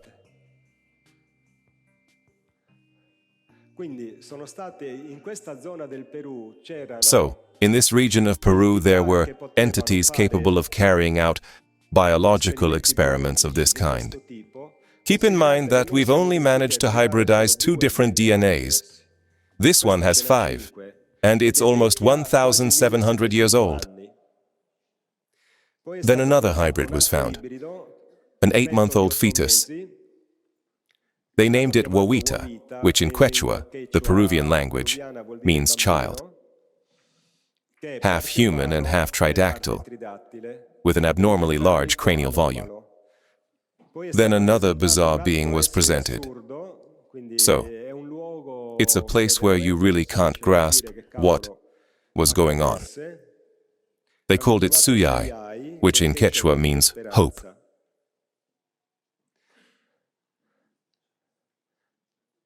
This one too was curled up, tridactyl, see? And it had wings. Wings! Wings! Now, there's something peculiar. Archaeologically, tridactyl figures appear in many parts of the world, in rock carvings, in textile fibers, and in jewelry worn by women. So in ancient humanity, not even that ancient, about 1,000 or 2,000 years ago, the tridactyl beings existed in many places. They were depicted in Iran, in Egypt. History has been erased. These traces remain, but no one shows them to us. Many have been found. These are the X-rays of Suyai. Very strange, again with that huge skull. So more intelligent than Homo sapiens. She's a female and has eggs, see? It's still impossible to grasp what mystery lies in this place in Peru. But the most striking thing is that those in power are doing everything they can to bury this discovery. We have scientific data. We have a team of at least 20 international specialists. Keep in mind that a DNA analysis costs around 50,000 euros, and they've all been completed. We have histological, anthropological, and biological analyses, tomographic scans, X-rays, and yet it's impossible to break through the wall blocking this revelation. That would change the history of humanity. In what sense? It proves, with scientific evidence in hand, that we've always been deceived, that we were told a story that isn't true. Because I'm absolutely certain that those in power already know all this. These beings, especially the small ones, 60 centimeters tall with the plates, are far too similar to the ET character. Why was that figure chosen? If there's no ufological case with such a being, these bodies exist. So the elite take pleasure in mocking us, showing us the truth while hiding it behind cinematic or television fiction. They enjoy doing this because they're egotistical. And so they reveal things in a form we can't understand. But they do it to say, we know you don't. This is an audio excerpt from a report presented by the professors of the University of Ica. It's signed by 11 professors, just a short excerpt. And here these professors describe what they discovered through their analyses. Can you play the audio? National University San Luis Gonzaga. Statement from the University of San Luis Gonzaga, Ica, regarding the case of the dried tridactyl bodies of Nazca. In this regard, we wish to clarify and communicate the following.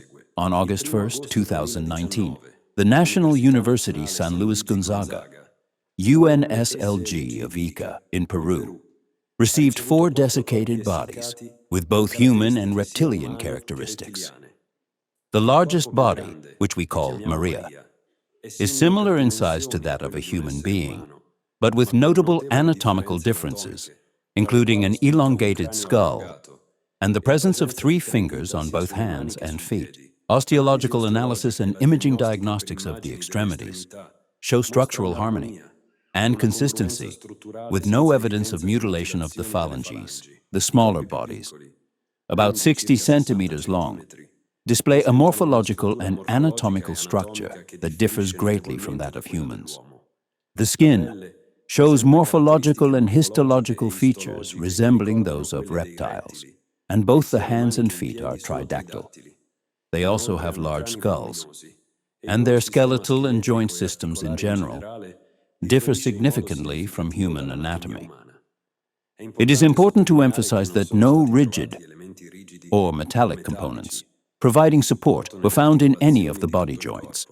The metallurgical analysis performed with a scanning electron microscope, SEM, on a metallic chest implant revealed an important result. It was determined that the implant is composed of an alloy of several metals, with osmium as the predominant element. It is important to note that osmium was officially discovered in 1803. Finally, the research team concluded that the desiccated bodies studied are completely authentic from a biological standpoint and show no evidence of having been altered or artificially assembled in any way.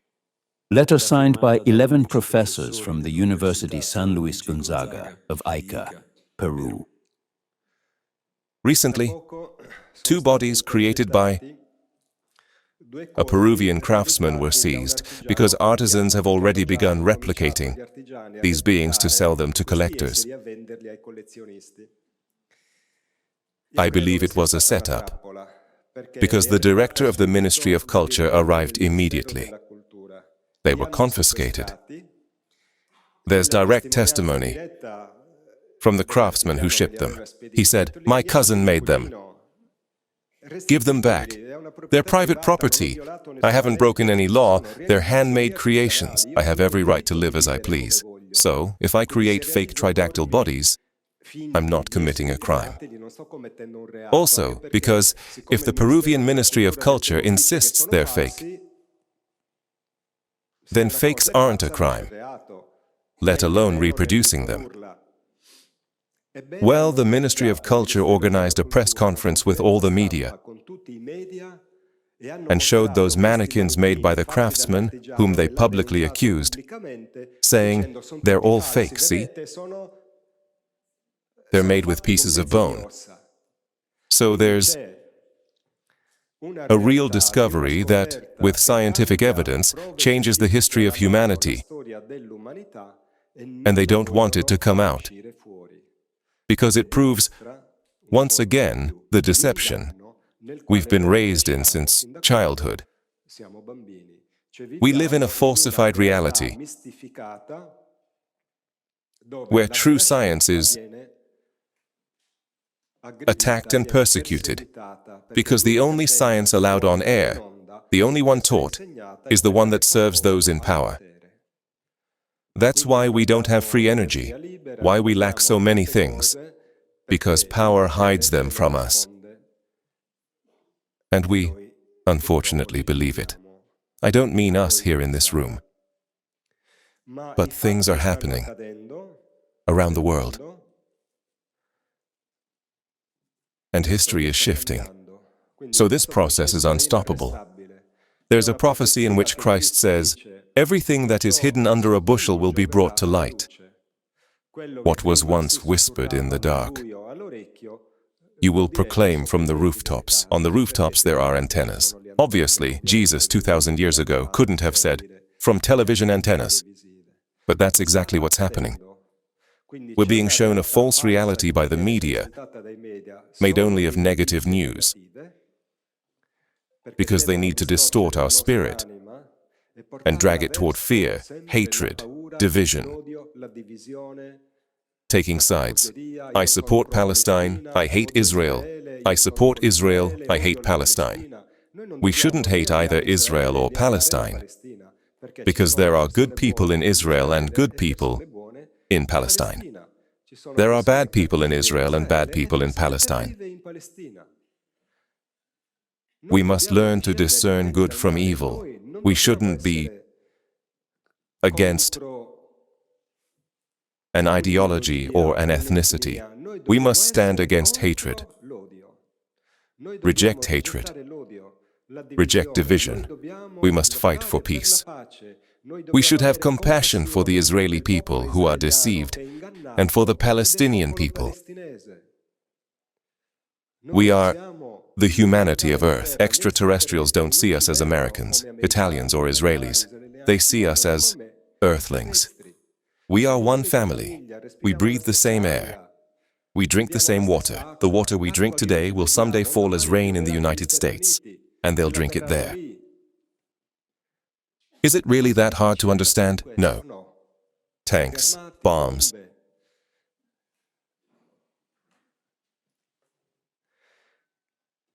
We met the owner of the two bodies that were presented last September. We spoke with this very kind man named Martin. He allowed us to examine the bodies, which must be kept in a controlled atmosphere because they're extremely fragile. Having lost all moisture, they're completely dry and break easily. But he arranged for a meeting at a hospital clinic in Mexico City, where he brought us the body of Mauricio. So we actually saw these little beings with our own eyes. This is Mauricio. He's got this cute little face.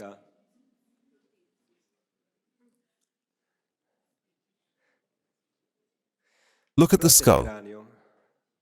That huge posterior development. Doesn't it remind you of the movie Alien? E.T.? E.T.? E.T.? Alien. Who gave them that inspiration? Their cranial volume is disproportionately large.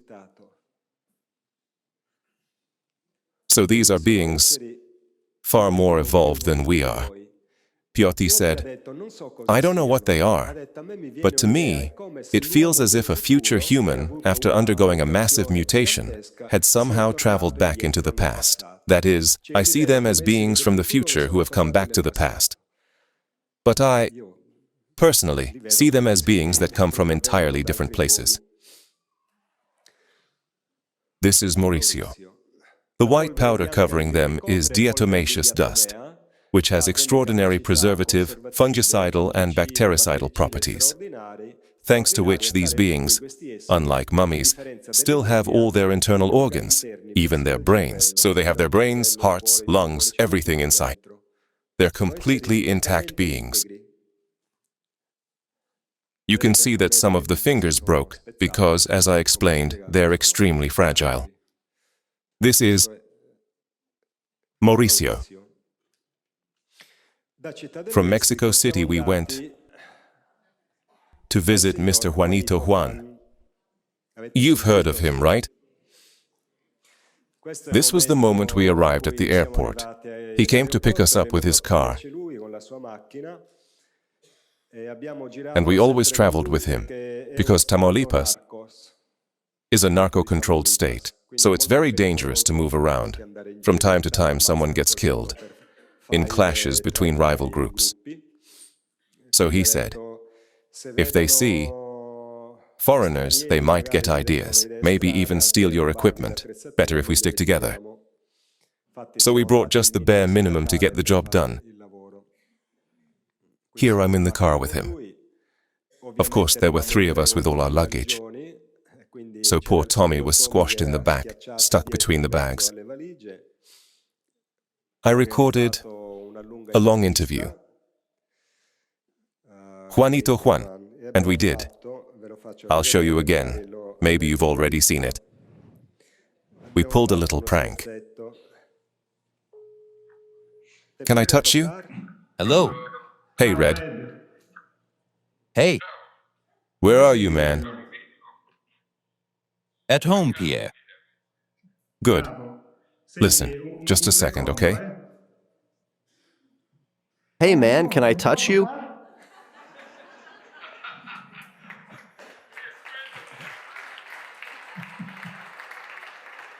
Can I touch you?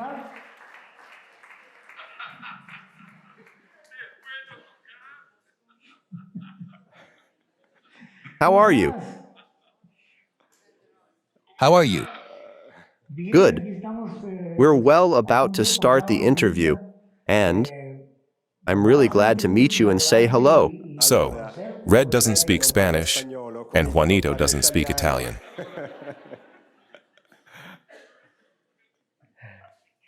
I got you this time, huh? This time you got me. I couldn't miss this opportunity. So we went to his house. After the interview, we recreated all the situations, of course, especially the one with the sphere he touched.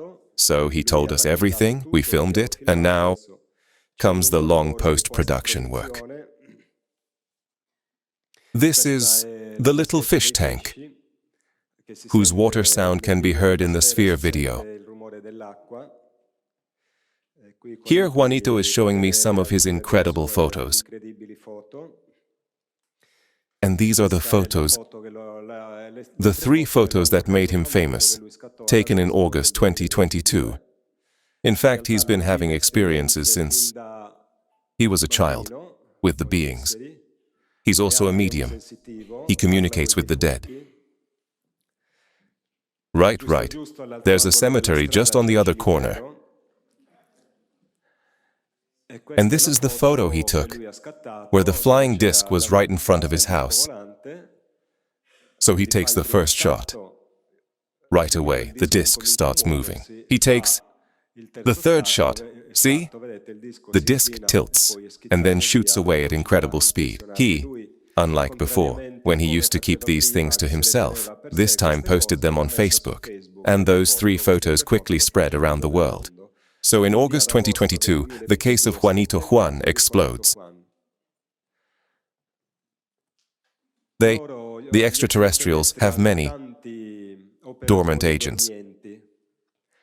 Since it's very difficult, when one falls, gets corrupted or goes astray, he becomes incompatible with their mission. They, the extraterrestrials, leave him to his fate because he made his choice through free will, and they pick and activate another. So Juanito Juan is 60 years of living his extraterrestrial experiences, and suddenly says, well, I'll post it on Facebook so that it'll stay hidden. No one will see it, right? And so those 3 photos went around the world, and from there the extraterrestrials began, making him live more experiences. I can't keep up with him. It's something incredible. I finish writing an article, and poor Sante barely has time to complete the analyses. There's Sante Pagano, who's the analyst.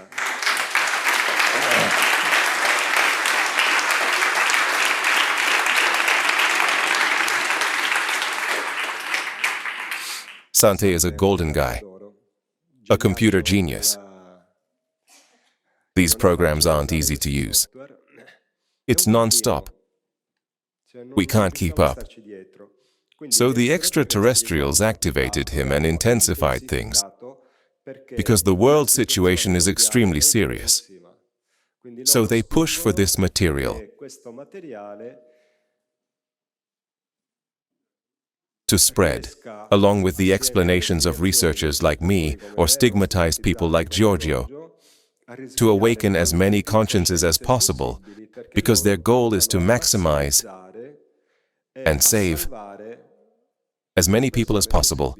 They're the only ones who will be able to lead humanity out of the madness of hatred and war. Those human beings who are ready to start a new society. They've been watching for decades, 24 hours a day, all the nuclear facilities on the planet. The first to reveal it were the military. This is an enlargement of the disk he photographed. This is the little house, the UFO house. They even put it on Google Maps. There's the UFO house, the small house above which the disk appeared. Then they did me wrong, because it used to be light blue, and now they've painted it. That awful shade of gray. But it's still there. Here we are in the different shooting stages. This is the compressor. There's a video of a sphere hovering above the compressor. Here, Juanito points out, the spot where another sighting occurred. So, we reconstructed the different stages. of the experiences he lived. But while he was telling us about those, he was already living new ones. This is the cemetery across from his house. This is the entrance. Here it is. Pantheon. The Pantheon is the cemetery. Now we see it from above. See? This is the UFO house. This is the shed of Juanito Juan's house, where he keeps the cars he repairs. He's a mechanic. Here you can see across the street, the cemetery. And this is the moment of departure at the airport of Matamoros, Tamaulipas. So that was the Mexican trip. It rained non-stop for 3 days. We were hoping to have some experiences with Juanito, but nothing. The sky never cleared. We got back to Italy on the 14th. And on the 15th, a sunny day, and a flying disc appeared above Juanito's house, damn it.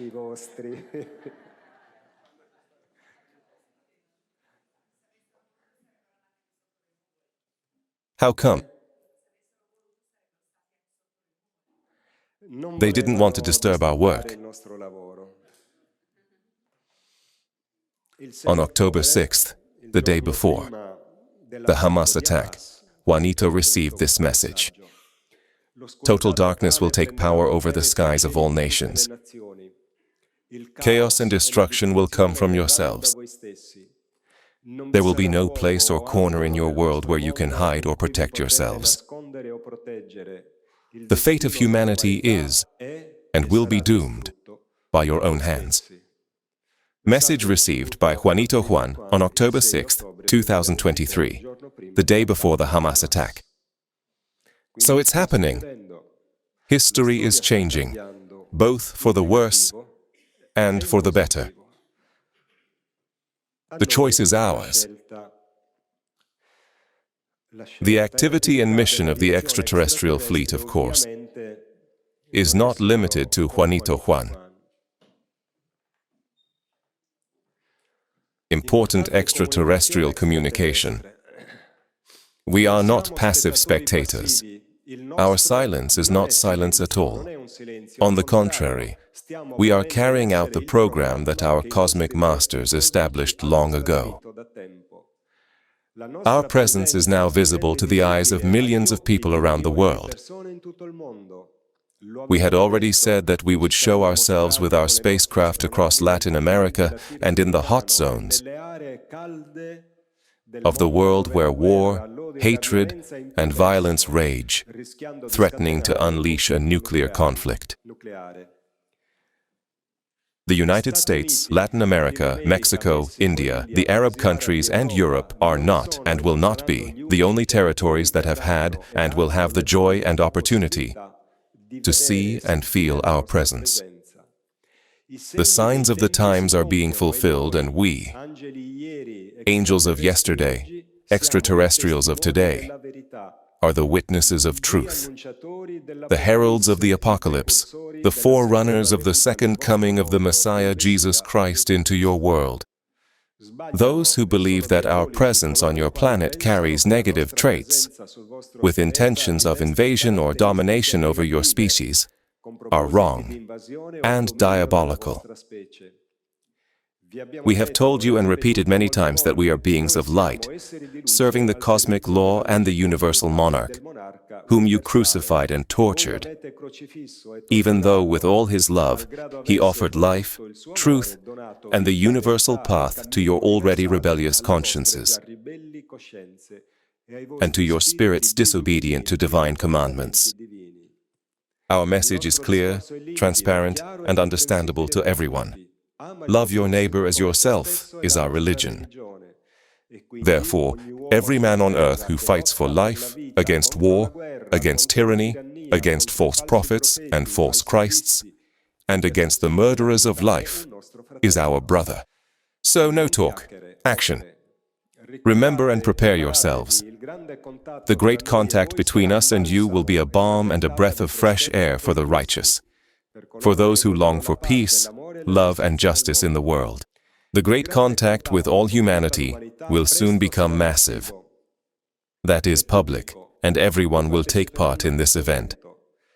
This is part of the great divine plan concerning your planet and your civilization. It is also, and above all, part of a prophecy announced 2,000 years ago by the cosmic and solar genius, Jesus Christ, which is now coming to fulfillment. So prepare yourselves. Be ready. During this global, planetary, and cosmic event, we will not recognize any political, religious, or military authority of planet Earth. We, angels of yesterday, extraterrestrials of today, will turn our gaze and our voice, through our light, to the children, to those who suffer, to all those who, regardless of their religious or political beliefs, have practiced the universal values of cosmic law, that is, love, peace, justice, and respect for life and for their own habitat. Only with these human beings will we have a harmonious dialogue. To them we will offer our physical, psychic, and spiritual help. Of course, to them we will entrust all our confidence. Like it or not, this is what we shall do. All those in power who attempt to stop us will be neutralized, and if necessary, we will repeat what we once carried out, by order of the great universal monarch, in the ancient cities of Sodom and Gomorrah. See the Bible, Genesis chapter 19. So, friends, and all those who will read this message, we believe we have been clear and concise once again. This is a message from 2008. So, what the message says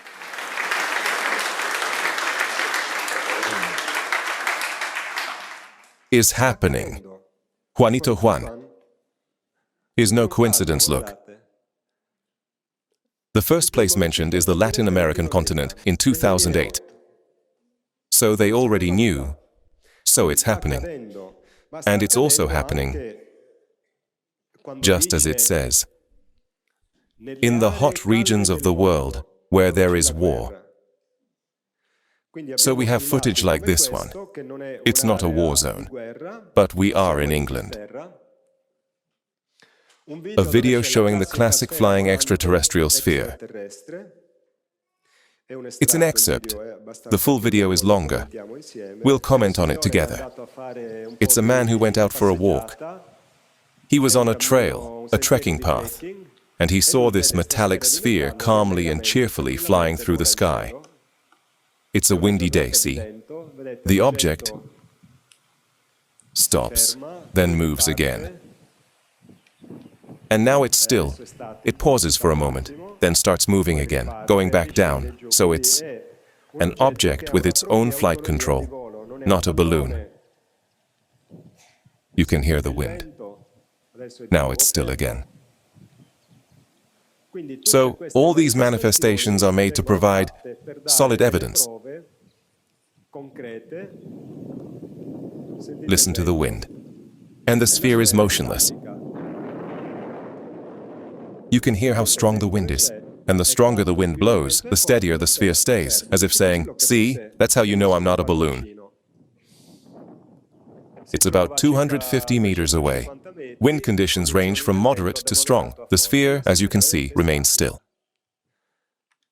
In the last interview I did with Red Ronnie, someone wrote, yeah, Korea talks a lot, but he never gives us any proof. What do you mean I never give proof? You don't know me. Now, logic would suggest that an intelligent being, when confronted with evidence of a presence beyond our world, would start reflecting on it. But we just can't. We can't bring ourselves to face on a concrete level such an extraordinary fact, that other humanities from other worlds are here. And they're here for the very reason the message says. Look at the photos of Juanito Juan, a flying disc, and a sphere. Photos of extremely high quality, allowing us to zoom in very closely. See the object. its reflection on a very small surface, meaning it's an object of large size. The smaller spheres have larger reflections, meaning they're smaller in actual size. So, metallic sphere in England, metallic sphere in Mexico. Let's zoom in again, see? The reflection shifts in color depending on its position in relation to the sun. Italy, sphere of light, August 11th, 2023. My dear friend, Graziano Corrias, and his wife Rossella, constantly record these spheres of light because Cagliari Elmas is also a military airport. So they, the ETS, let themselves be filmed and say to us, "We're here, we're watching," because many weapons depart from Cagliari, bound for the Middle East. This is a frame showing a large sphere. See how big the airplane windows are? Look at the size of the sphere. It's clearly an object, not a small one. Right, Andres? You agree? It's not small. It's a video. Look at the zoom. This is the airplane cockpit window. And that's the object. Let's watch the footage. Graziano Corrias and Rossella Piano. Greetings to them. I don't know if they're online.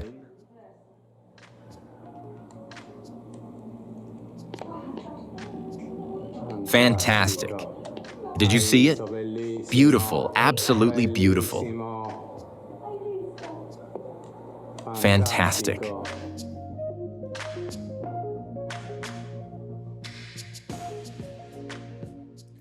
If it were a balloon, a passing plane would blow it away. But instead, the object stays there, calm and steady, without shifting an inch. Did you notice Graziano's German accent, right?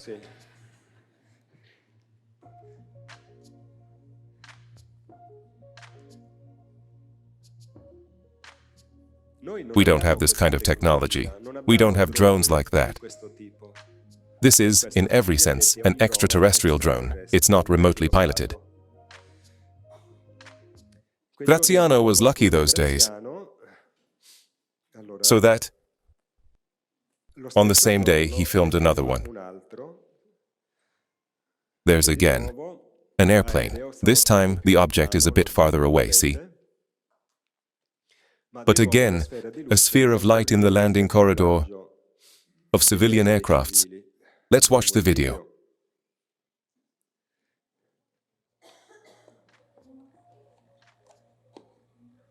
I've seen them myself. We went to Graziano's house and a sphere appeared. In fact, when you see them in person, they look much more metallic, though for some reason, they don't look that way in the videos. The sphere. We went there last summer.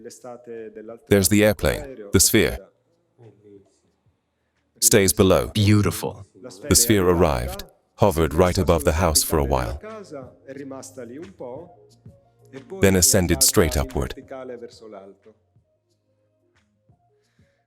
Again, Graziano and Rossella, on August 22nd. So, 10 or 11 days later, a squadron of military jets flew by. I think they were tornadoes. And once again, even with an entire squadron, the passage of the planes caused no movement at all in the object, which, as you can see, was extremely close.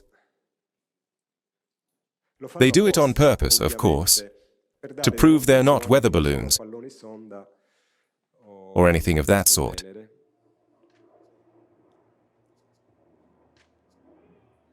See, the sphere simply couldn't care less.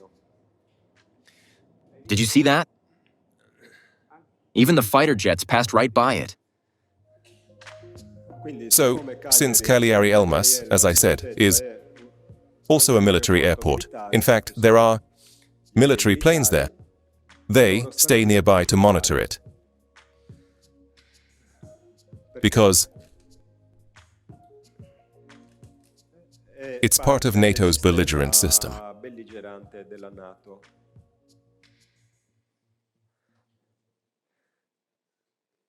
And so, going back to the statement that said, our presence is made visible, blah, blah, blah, in the hot regions of the world where war, hatred, and violence rage, and threaten to unleash a nuclear holocaust.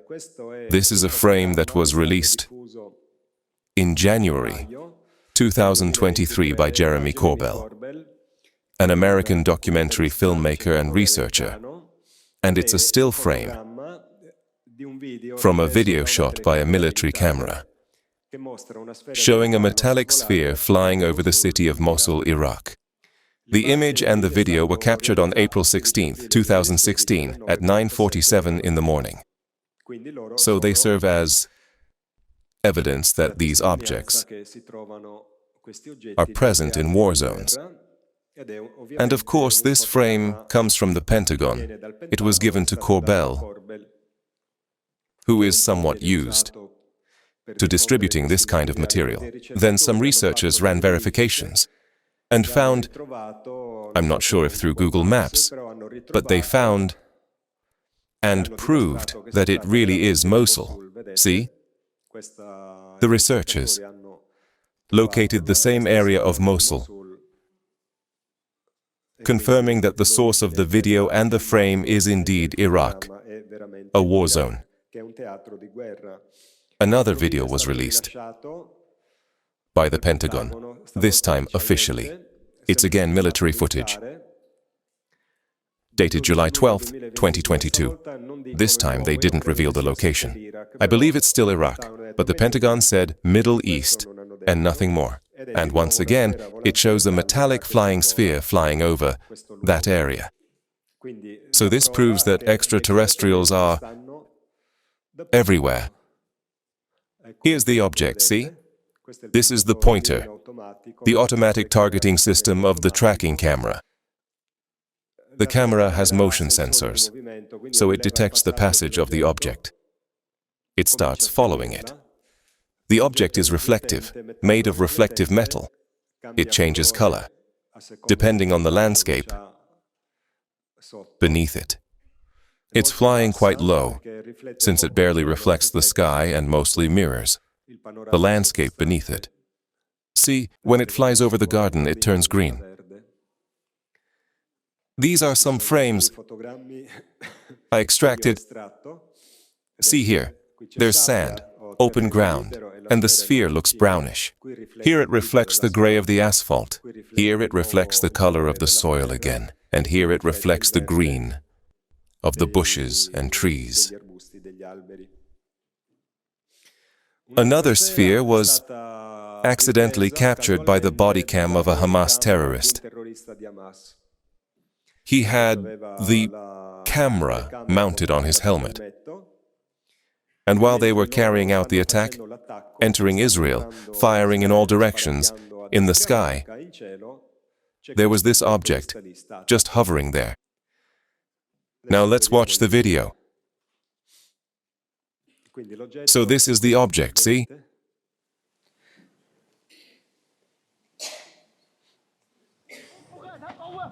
وحش بيحكي وحش سنديلك روح ارمي ارمي روح هادي عليا انزل انزل انزل روح انزل سيبني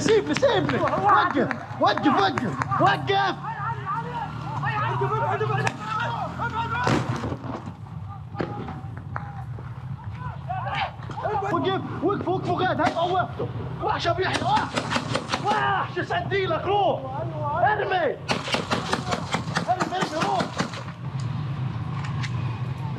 هادي عليا انزل روح انزل سيبني وقف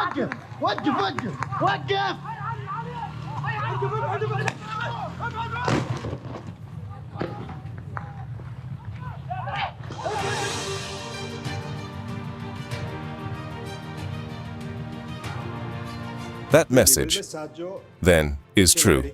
It's confirmed. They watch over the tragedies taking place in our world, but they don't intervene. It's our choice.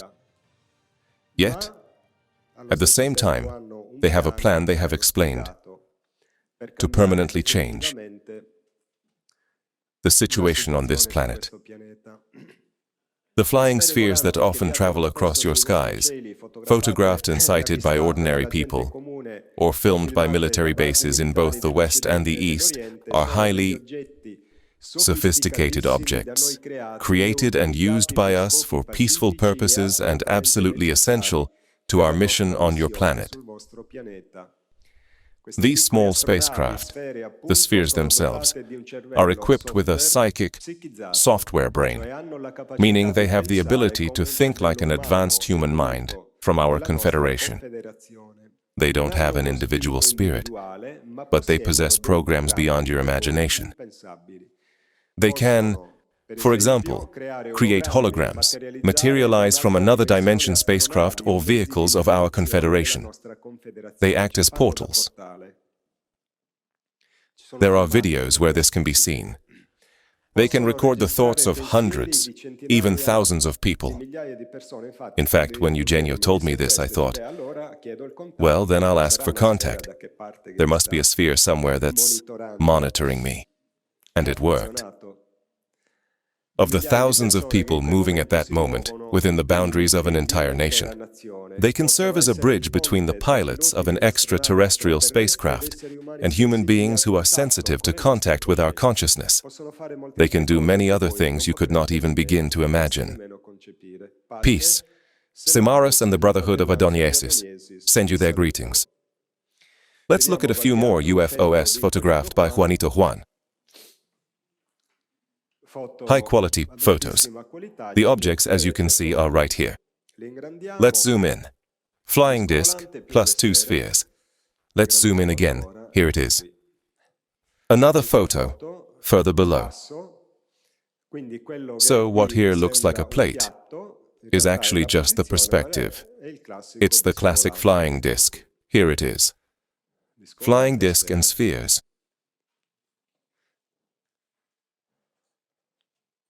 These are, therefore, such high-resolution photos that, of the larger object, which is several meters wide, when you zoom in, you can extract details at this level of clarity. This is the third shot. The objects, moved above Juanito, right over his head, right here. See? The underside is visible again. Even underneath it has a small dome. In this frame of the photo, one of the spheres disappeared. There are only 2 left. Here it is enlarged. You can see a small dome. That wasn't as clear in the other photo. Sante analyzed them quickly. We have the metadata of the photos. Metadata are the bits of information embedded within the photo itself that allow us to verify the time, whether it was processed through software, and so on.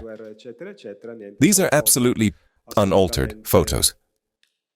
It's possible to determine their size using analysis software, see? The thickness of the rim is very similar to that of the tree trunk, so roughly, it's about this size, a few meters. Sante also roughly determined the altitude at which they were located. This is another diagram showing the margin of error. It's an analysis that helps determine whether the image was processed through software that might have altered the object later, for instance, taking a landscape photo and then adding effects on a computer. With these analyses, that can be verified. This is the clone analysis. Basically, the program detects if there are perfectly identical images. Here, Sante inserted a digital copy, and as you can see, the software identifies it, saying, this one's the same, they're identical, and thus, you can determine whether Juanito altered them digitally on a computer. This is the original, and this is the version modified by Sante. So, it's true that with a computer, you can create extraordinary fakes, but at the same time, with a computer, you can also detect them. Because, whether to create a fake or to analyze something real, the computer always reasons in the same way. So, in the analyses carried out by Sante Pagano, You can see. In this test, the different reaction of real objects to the light they receive. But when you insert artificial objects, you see there's no interaction with light, and so they appear perfectly identical. Instead, this object and this one are different. These two, however, are identical to this one because Sante reconstructed the real scene digitally. So, it's all true, it's happening. Mass contact test. We are ready. We are evaluating, thanks also to the tests with sensitive people from your world, Mr. Juanito Juan, with photos and videos attached, the possibility of establishing a mass contact with your civilization. It's still too early for us to assess positively and definitively whether the conditions exist to carry out what has been mentioned above. So they're testing. They say, let's see whether it's worth it, whether revealing ourselves to the masses would be to our advantage or not. So they do these things. They let Juanito Juan touch the sphere to see how we react. Everyone made fun of Juanito, even Croce. Then what happened? A few days later, Juanito found the same sphere again, but this time it was half matter and half light. As if the extraterrestrials were saying, try make this one, Chinese folks.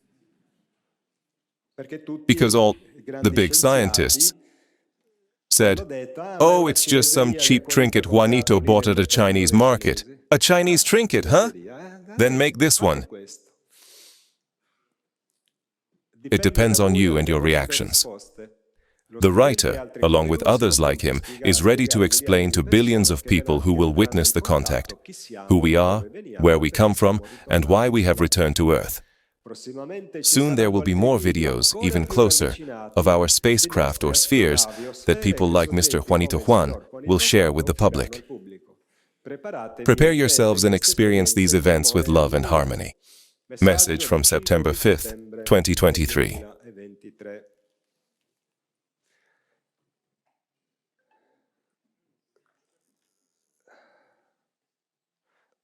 And so, in October, Juanito filmed this object. And this confirms what that person said. It was raining, yet the UFO manifested anyway.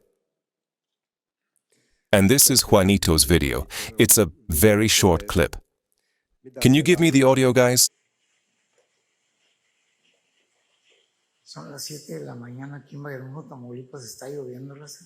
It's 7 in the morning here in Valle Hermoso, Tamaulipas, and it's raining.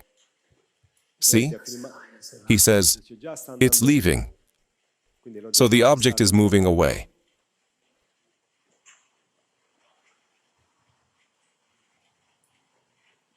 Again, consistent with this, Juanito heads toward the cemetery, then comes back. It's gone, vanished. Just a second was enough. Damn it, where is it?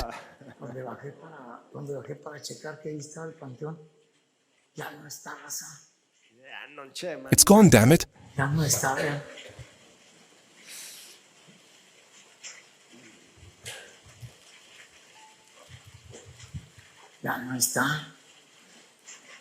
All right, I'll stop here.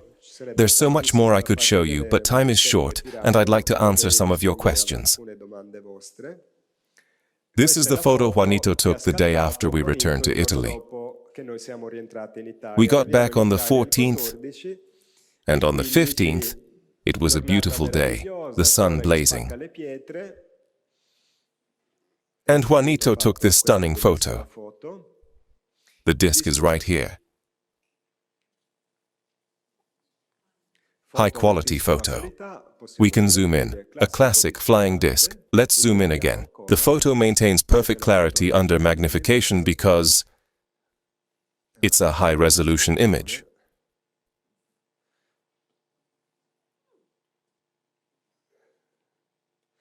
And the object is identical to others known throughout UFO history. Passaic, New Jersey, January 1st, 1952. Milan, Italy, February 16, 1962, photographed by Gaspare de Lama, the Amicizia case. And then Juanito Juan, Mexico. So it's always the same phenomenon, manifesting before human eyes. I'll end the ufological section here. Now, to the one who said Korea never provides proof, I hope he's satisfied. The issue isn't whether Korea provides proof or not. The issue is what he himself does, whether he puts it into practice in his own life. Now, there was an entire section devoted to disclosure. I'll let you hear just 2 videos, and then we'll move on to questions. Because we've seen that. The extraterrestrials who once lived on our planet are not from here. They're beings more intelligent than us. They're not from here. Scientists confirm they're not from here. So that's the first major historical shift. We've seen the evidence about extraterrestrials, not only from Juanito Juan, but even the Pentagon now releases its own footage. Here we have a very important figure, interviewed in 2019 by Fox News. He was the head of intelligence for the US Senate, among many other positions. Listen carefully to what he says. Secretary of Defense for Intelligence, Christopher Mellon. Christopher, do you believe the UFOs exist? We know that UFOs exist. This is not no longer an issue. The Navy itself has publicly acknowledged the fact that they exist, and Navy pilots, active duty pilots, have gone on the record in the New York Times acknowledging the fact that they exist. So the issue now is, why are they here? Where are they coming from? And what is the technology behind these devices that we're observing? Are there indications that these unidentified flying objects are doing things that this world is not capable of? There are indications, actually. The Nimitz incident, a famous example of this, which was well documented by multiple radars, multiple pilots in broad daylight. That vehicle demonstrated speeds in excess of 5,000 miles an hour. It was able to hover 50 feet above the ocean after descending from above 80,000 feet. So the pilots who are observing these craft are absolutely mystified, and that comes through clearly in their public statements. And we're not the only country who's having these encounters? Absolutely not. We're going to be presenting information from a NATO ally that's been having very similar experiences. You have a strong reputation and a big title, and our huge resume. You're saying is actually happening. Has there been interaction being to being, human being to whatever these beings are? Not that I'm aware of. These are interactions between intelligently controlled vehicles that are highly sophisticated, that are operating in and around U.S. military facilities. And hence the concern. The pilot's concern are, one, there have been near mid-air collisions. There's a safety issue. But two, there's a vital national security issue, which is that our sovereignty is being violated by vehicles of unknown origin. And you'll have to swallow that.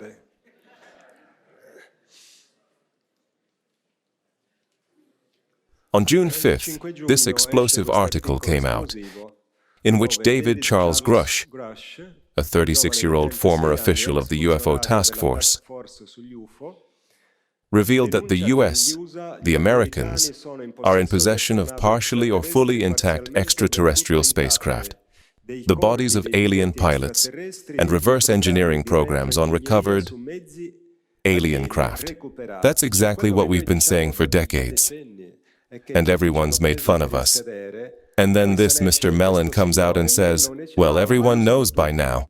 Everyone knows? You've kept it hidden for 70 years. Well, now, they can't keep quiet any longer, because the overwhelming presence of these beings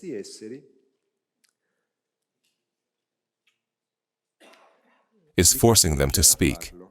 Because they're afraid. They're saying, if these beings land, what do we do? The whole world will find out we've been lying. We better say something. But they say it their way. They're a threat. They're right. They are a threat to the system of power, not to us. So it's not that they're lying. For Bush, for Biden, for Klaus Schwab, for the President of the Italian Republic, these beings are the nemesis. They said it at the World Economic Forum, and they wrote it in the Financial Times. The extraterrestrial reality is more dangerous to the system than a nuclear war between East and West. Do you see now why they lied? But history is changing. The truth cannot be stopped. You can hinder it. Do whatever you like. Later, Grusch gave an explosive interview.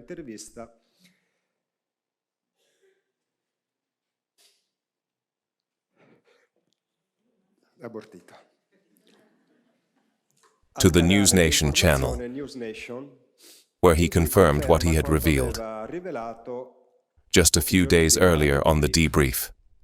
The interview was uploaded to News Nation's channel, but was taken down only 6 hours later. It was gone.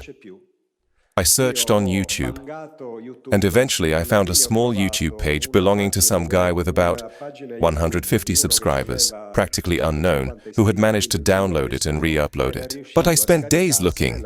I couldn't find it anywhere. I kept asking myself, where is this interview? Finally, in the comments, someone wrote, I saw it, it aired on News Nation, and 6 hours later, they had already taken it down. He was interviewed by investigative journalist Ross Coulthart, who's passionate about the subject, very committed, and had titled the interview, "We Are Not Alone." Whistleblower means the one who whistles, that is, the revealer, the one who leaks information, the informant. What? The deep throat.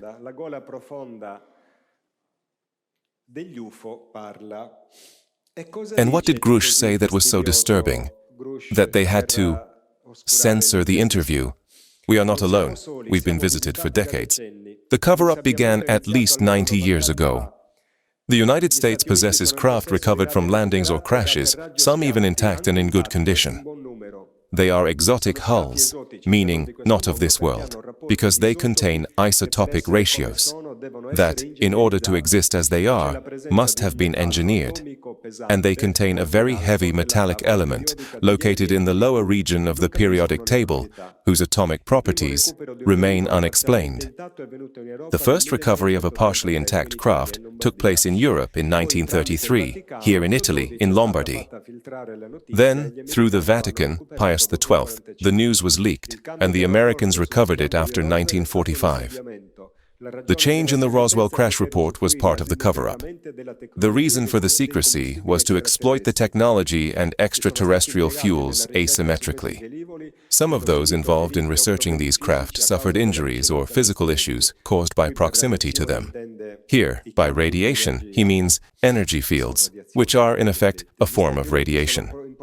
The United States also possesses the bodies of the pilots. Grusch calls them non-human intelligences, exactly the same term used for the little beings of Nazca, non-human intelligences. And there's a reason they use this terminology instead of extraterrestrial, because they need to control the associations of thought. Extraterrestrial brings too many ideas to mind. Non-human intelligence, on the other hand, does not, because when they implant a new word for an already known concept, it's because they want to control the mental connections and neural pathways they must create to manipulate you. Huh? Yeah, 1984. Orwell was a Freemason, so non-human intelligences, because they don't want to define their origin. The non-human intelligences investigate or gather information on the advancement of our nuclear technology. And since they haven't stopped us from waging wars, genocides, and so on, perhaps, says Grusch, they respect our free will. Yes, says Korea. Based on quantum physics, it has been determined that they might originate from a different and higher physical dimension, yet one that exists alongside our own, but also from within the universe itself. He had the Pentagon released videos analyzed by top-level experts, and they were found to be genuinely non-human, including the tic-tac. The alleged new era of transparency by the US government is a deception. There are many more videos than the ones released, and credible witnesses have spoken of spacecraft as large as football fields. There are corporations under contract with the US government studying these craft to reverse engineer them and derive technology for commercial use. They are General Dynamics, Raytheon, Northrop Grumman, and Lockheed Martin. These are the main companies that possess extraterrestrial spacecraft. Grusch reached out to Sean Kirkpatrick, former director of the AARO office, but he refused to join the investigation, even though Grusch has all the credentials. That would lead him to the same discoveries as Grusch, or rather, Kirkpatrick has the same credentials as Grusch. There had been attempts to shoot down extraterrestrial spacecraft, and there are protocols for engaging them. There have been cases where human beings were killed by non-human intelligences. They did it in self-defense. I once argued with a former American secret agent about this. I said to him, "Why are you so hostile toward the Greys?" He said, No, those things kill, they kill. I know of a battle where they, with a laser pen, cut people into slices. I said, "Come on, but what did you do?" "Well, we attacked them first." "So what do you expect?" "Sorry, but hey, you attacked them and they kicked your ass." And he went silent. Russia and China are also aware of and study the extraterrestrial UFO phenomenon. These two superpowers, too, conceal it due to well-known socio-economic destabilizing factors. In the 1971 nuclear agreement, Article 3, the United States and the Soviet Union acknowledged the existence of unidentified flying objects hovering near nuclear silos and disrupting communications. This agreement served as a recognition of a third operational party, that is, them, the UFOs, unknown to both sides, and was intended to ease tensions. The 1967 incident at Malmstrom, the nuclear base in Montana, where a UFO disabled all the nuclear missiles, is real.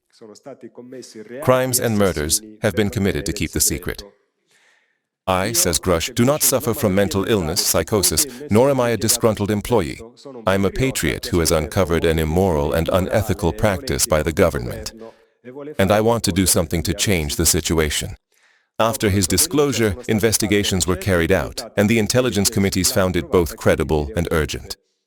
He wants reverse-engineered technologies to be made available to humanity. He has founded a scientific organization and stands ready to brief the Secretary of State and officials about the secrecy system he uncovered. Grusch believes this revelation could unite us as a human race, no longer feeling like citizens of a single nation. And this is a statement that Grusch made before the US Congress in July of last year. Mr. Grusch, finally, do you believe that our government is in possession of UAPs? Absolutely, based on interviewing over 40 witnesses over 4 years. And where? I know the exact locations, and those locations were provided to the Inspector General and some of which to the intelligence committees. I actually had the people with the firsthand knowledge provide a protected disclosure to the Inspector General. Have you faced any retaliation or reprisals for any of your testimony or anything on these lines? It was very brutal and very unfortunate, some of the tactics they used to hurt me both professionally and personally, to be quite frank. Did you have any personal knowledge of people who have been harmed or injured in efforts to cover up or conceal these extraterrestrial technology? Yes. Personally. Have anyone been murdered that you would that you know of or have heard of, I guess? I have to be careful asking that question. I directed people with that knowledge to the appropriate authorities. Mr. Grusch, as a result of your previous government work, have you met with people with direct knowledge or have direct knowledge yourself of non-human origin craft? Yes, I personally interviewed those individuals. Has the U.S. government become aware of actual evidence of extraterrestrial, otherwise unexplained forms of intelligence? And if so, when do you think this first occurred? Like I've discussed publicly previously, 1930s. You've stated that the government is in possession of potentially non-human spacecraft. Based on your experience and extensive conversations with experts, do you believe our government has made contact with intelligent extraterrestrials? Something I can't discuss in public setting. If you believe we have crashed craft, stated earlier, do we have the bodies of the pilots who piloted this craft? As I've stated publicly already in my News Nation interview, biologics came with some of these recoveries. Yeah. Were they, I guess, human or non-human biologics? Non-human, and that was the assessment of people with direct knowledge on the program I talked to that are currently still on the program. Are you aware of any individuals that are participating in reverse engineering programs for non-terrestrial craft? Personally, yes. Can you imagine that this is being discussed in the US Congress? In Italy, they haven't said a word. No media, Rai Uno, Rai Due, Mediaset, has run a program about these astonishing things, about extraterrestrials and UFOs being discussed in the US Congress, where a former secret agent tells you, "We've got them." We're in bad shape. Even...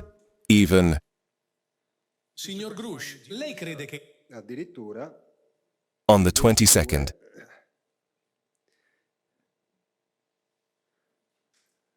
December of last year, Joe Biden has signed a law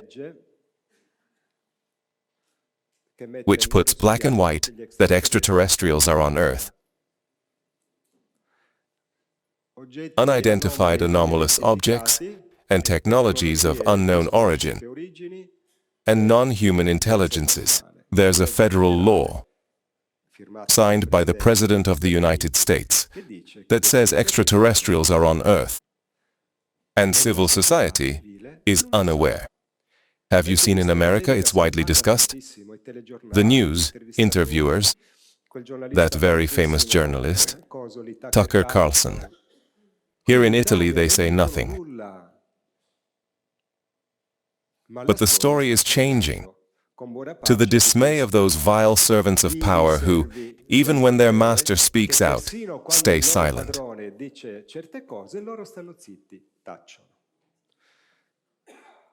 But they are here. So, while terrestrials persist in petty criminal behaviors, extraterrestrial aviation continues unabated and history will change. A few days ago, Giorgio Bongiovanni published a photo, image to be precise, that he had been refining for years, using this photo as the source. The photo of a being of light, a divinity in every respect. It is the most important photographic document in all of human history. It is a divinity. So we are looking at the face of a god.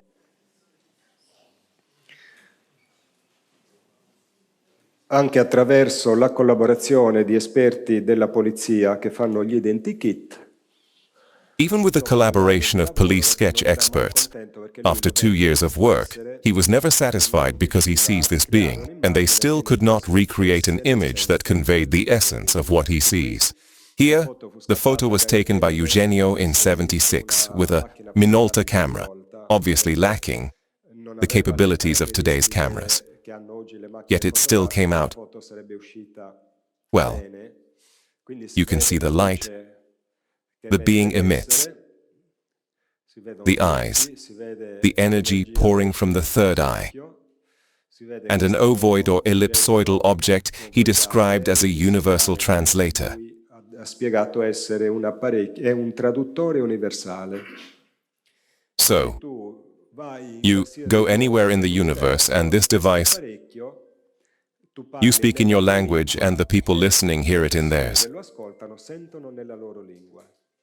Whether there are 10, 100, or 1,000 people of different nationalities, as he speaks in his tongue, everyone hears it in their own. He called it an astro-audio device. And that's the face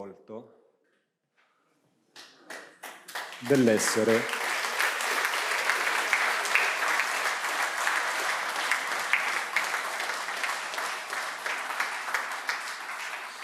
of the being. Adoniesis. If he were to be photographed today by a modern camera, he would appear with this face. Here, it looks like a boy's face. If you darken half the face, if you darken this part here, it is a male face. If you darken this part here, it is a female face, because it is an androgynous being. It is both male and female at once.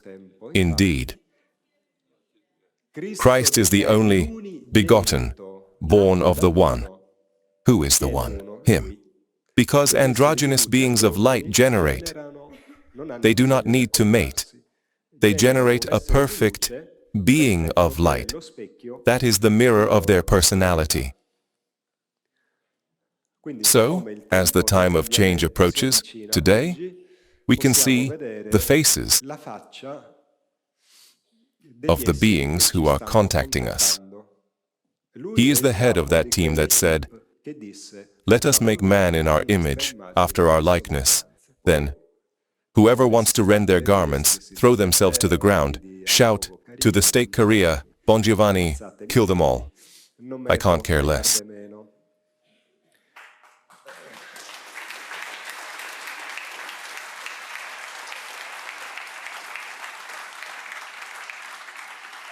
Obviously, I am not posing as some swaggering fool. I fear suffering like everyone.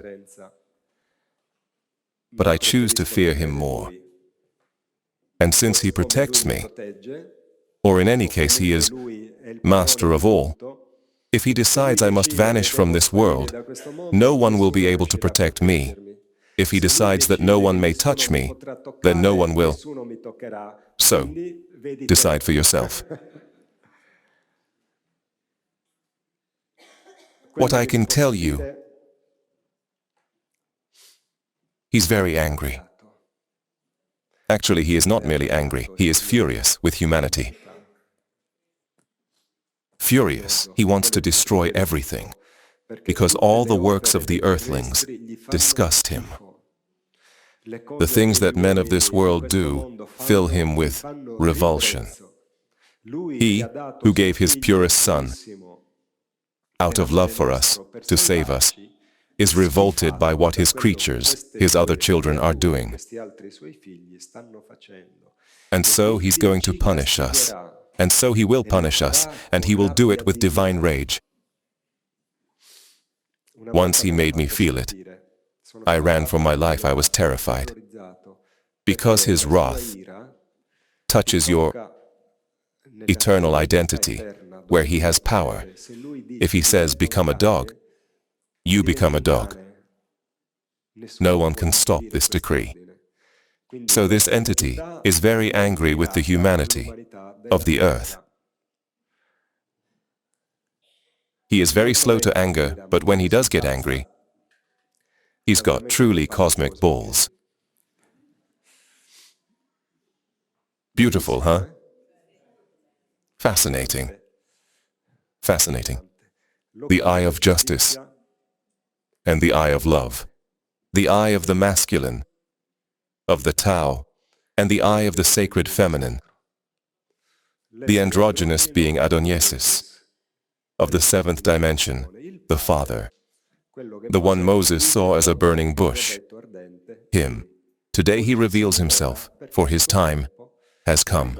It is his time, and his sons. Then each must face their own conscience, yet it is happening. So history is changing very rapidly. And there is little time left. To conclude, here you are, brothers, sisters, and friends. My face, my eyes, my light, my peace, I am yours. I love you. I want to live in your dimension. I want to serve your poor soul and your spirit chosen by Christ, Son of the Holy Spirit and my only begotten. Live me, love me, and I will make you immortal, citizens of the great macrocosmic universe. You will be my guests in the sun, the forge of the gods of love and justice. I am Adoniesis, the immortal. your friend and father. Peace. The city of the Mount of the Gods, which is Montevideo, Uruguay, 26th of January, 2024.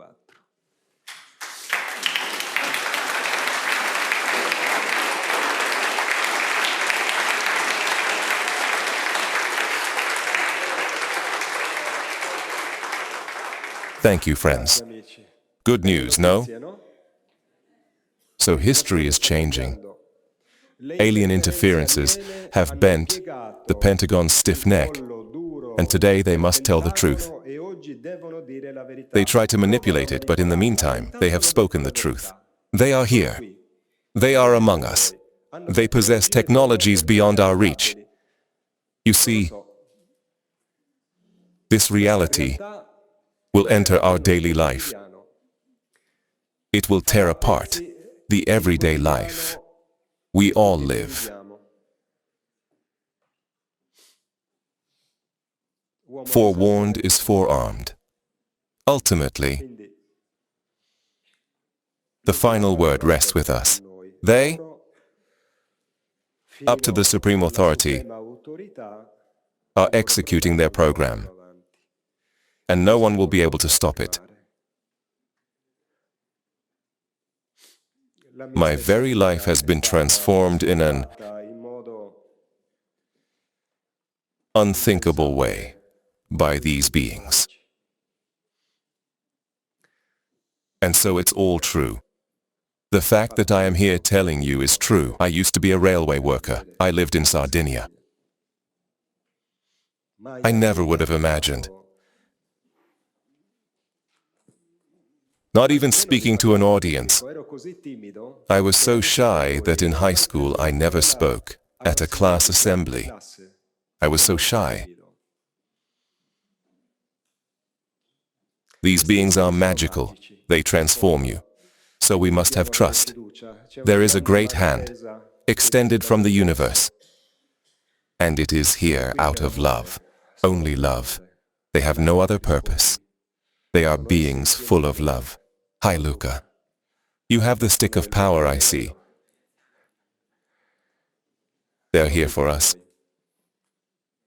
They could have ignored these four fools killing each other like dogs, and instead, even from the divine mansions, they came to offer us a different life. Let's try to... Don't waste it. I'm available for your questions. Hi, Pierre. Who is it? I'm here. There he is. Yes, hi. You are? I'm Andrea. Hi, Andrea. I have a question that's not so much about UFOs as it is about the broader themes you discuss. I don't give lottery numbers. Okay. You may have mentioned it in other videos, but to clear my doubt, I'll ask, specifically, which Christ-like values should each of us cultivate to enter the new kingdom? Love your neighbor as yourself. Do not do to others what you would not want done to you. Very simple. And at the same time, extremely difficult. Yes. Shall we give priority to this boy who has to leave? Andrea, 1 second. Come on, ask me the question.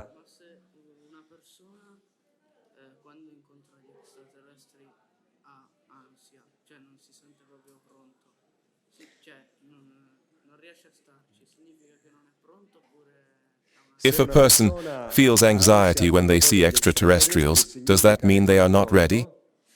It depends. Because the encounter with these beings is very demanding.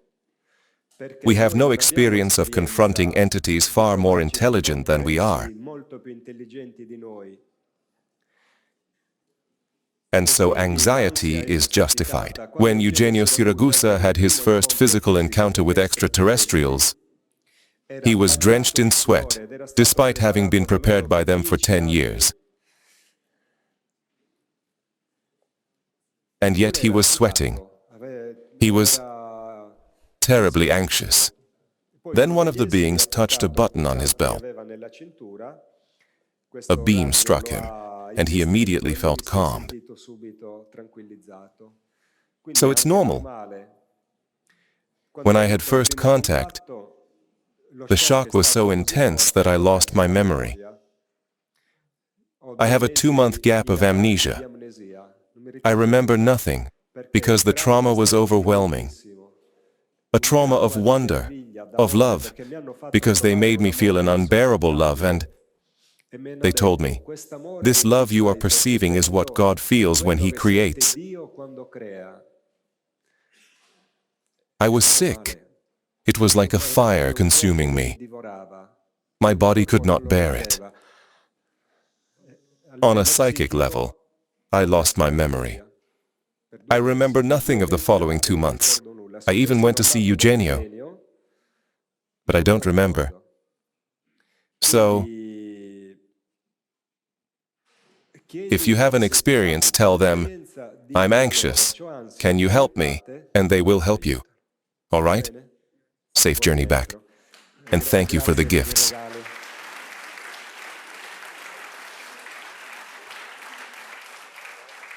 Are you the mom? Thank you. Thank you. They came from the island of Elba. Imagine that. Thank you.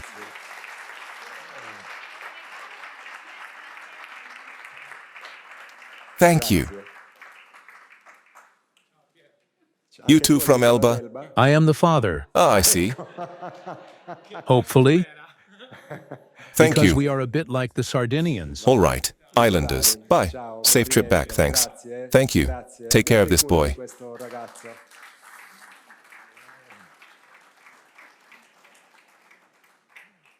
How wonderful to see people on the move. When I started, only skeptical people came to argue. When I spoke of Christ, of love, ufologists treated me like a leper. They told me, you're a religious fanatic. You must be scientific. But if being scientific means being an asshole, no thanks. Be the scientist yourselves. Andrea, please go ahead. Did they steal your microphone? The question was the same as before, meaning, what are the Christ-like values? The Christ-like values are, love your neighbor as yourself. Do not do to others what you would not want done to you. The problem, Andrea, is that our nature, which is built into us in a subtle way from when we are in our mother's womb, is an inherently belligerent nature. So changing this nature is a huge task. In fact, it's impossible unless these beings help us. And I tell you this because they, to allow me to carry out the mission they entrusted to me, had to modify this nature. But since they are here, let's begin, Andrea, because the Christ-like values are a big deal. Love your neighbor as yourself is the apex of human and spiritual fulfillment. So it's not as if we think, today I learned the truth and tomorrow I'm fine. It's a long path. Very likely the majority of those who will be saved will not reach it in its fullness. But in the new kingdom, there will actually be a pre-kingdom and a second judgment. The 1,000-year pre-kingdom is the school that will allow us, if we manage to enter it, to get a free pass grade. Yes. To attend that universal school, because today developing Christ-like values in this society is almost impossible. We're under constant attack, so even in self-defense you end up kicking them in the balls, metaphorically. But Andrea, let's get started. The longest journey, even if it's to Andromeda, begins with a small step. Actually, not even a step. Standing up from your chair. Ike Law, let's get started. If I set the bar at the highest level from the start, I become discouraged and won't act. Confronted with my humanity, my faults, weaknesses, errors, even sins, I grow disheartened and think I'll never make it. I end up sabotaging myself. Instead, I'm here to tell you, it can be done, because these beings exist. Sometimes I've recounted an experience. If you like, I'll tell it again. I'll tell you. Some time ago I was at home, before the pandemic. And I was sitting on the sofa. And I got up to go to the bedroom to fetch something. I take 2 steps, and a portal opens in front of me. I stop. What is that? And in this portal, it was like looking into another dimension.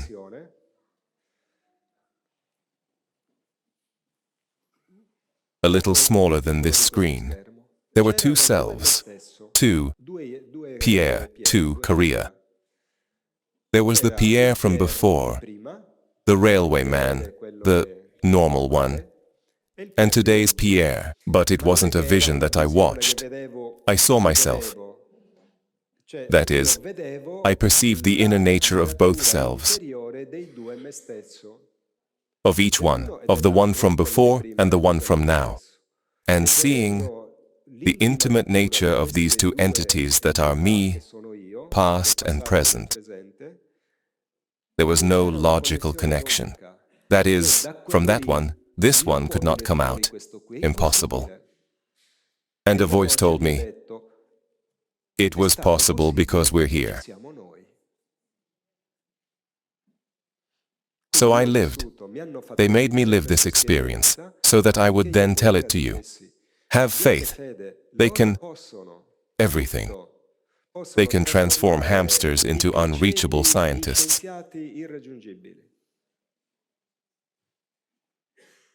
So, set a positive goal.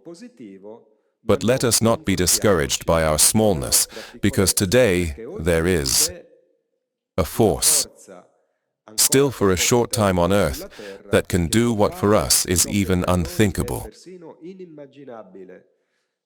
Transform a fool like I was, one among many, who trespass upon the soil of this planet, into a person who can convey a positive message to human beings, and live it.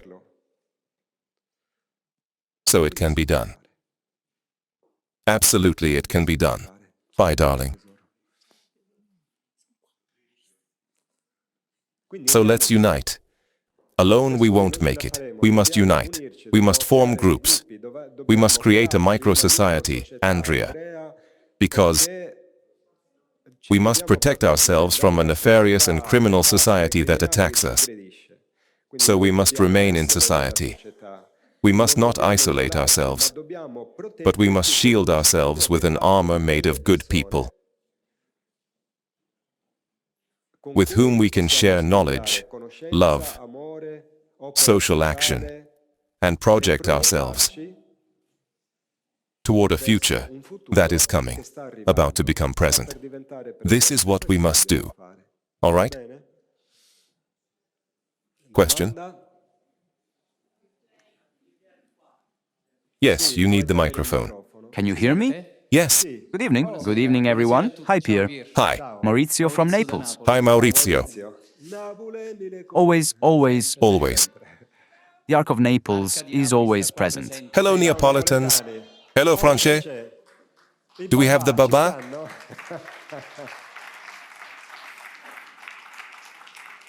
Go ahead, Maurizio. So, Pierre, I wanted to ask 2 things. The first is, were there sightings and contacts like there were with Juanito Juan in the eastern part of the planet?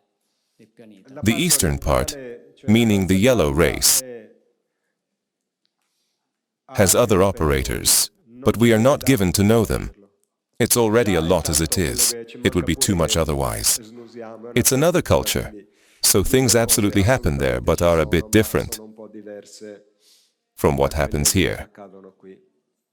And I wanted to ask another thing, with the second coming of Christ. When he comes, I think... He is already here. Yes. When will he show himself to everyone? Where did I leave the phone? I'll call him now. Listen, Jesus, Maurizio's here. No, I didn't say when will he show himself. I said when he will show himself. That's a statement. Ah, okay, sorry. In the part, still with the eastern part, Christ will return with all the avatars. the avatars, right? Christ returns with Buddha, with Confucius. Krishna. Of course, each avatar will judge its own people, but Christ is the avatar of avatars, the head of the crew. He's the leader of them all. Yes, they're all there. One big feast. All right, all right. Thank you, Pierre. You're big. You're welcome, Thanks. Maurizio. Yes, about 1.70 meters tall. Now, no, let's give the floor to a lady. Yeah, come here. From there, the tomatoes are harder to throw. Go ahead. Can I ask a quick question then? From this side... Wait, there's a lady here. Who's speaking? I'm speaking. Oh, don't get upset. Hold on. Let the lady ask her question first. You know, ladies, children, the elderly first, and then you can ask yours. All right, please. Thanks for the lady. Girl, lady, fine. Listen to me.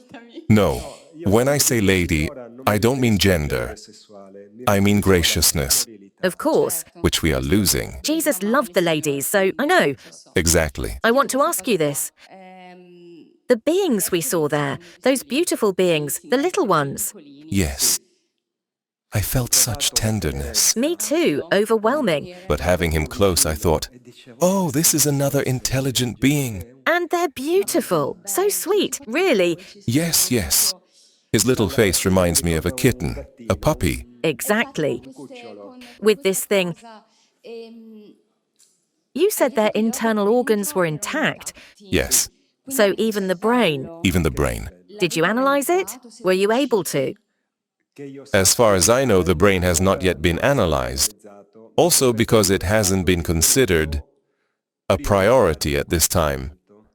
Priority was given instead to the classic forensic analyses that become evidence in case of trial in court. Okay. So first you have to do the histological and biological analyses, and then maybe gradually go deeper. But first you have to do, and then the definitive test is DNA analysis, DNA. which is also the most expensive one. It costs a fortune.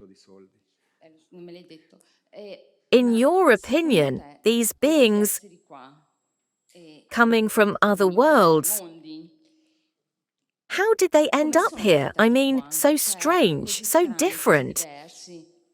Have you They're very different from the ones you talk to. seen Star Wars? Absolutely. Do you remember when Han Solo walks into the bar?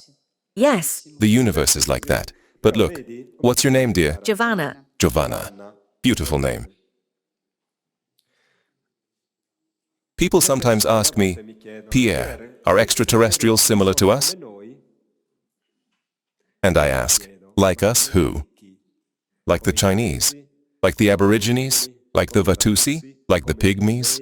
Like the people from Bolzano? Like the people from Palermo? Like the Ethiopians? Who do people expect extraterrestrials to resemble? In the warped minds of Westerners, there's only us. But the Earth already contains such a diversity of human types that when you look at it, you are already looking at aliens. The Watusi are over 2 meters tall. The Pygmies are very small. The Aborigines have heads like that Roman tough guy, who was an actor. Il Monezza. Exactly. So, what's important, Giovanna? It's not what they look like. It's what they are inside. Because I know people who are aesthetically beautiful and are devils. I know people who are not aesthetically beautiful and are angelic and fascinating. Those others, beautiful as they may be, are repulsive. So let's drop this obsession with appearance. We must look at the pearl inside the shell. Because often inside the shell, instead of a pearl, you find a scorpion that stings you and kills you with its venom.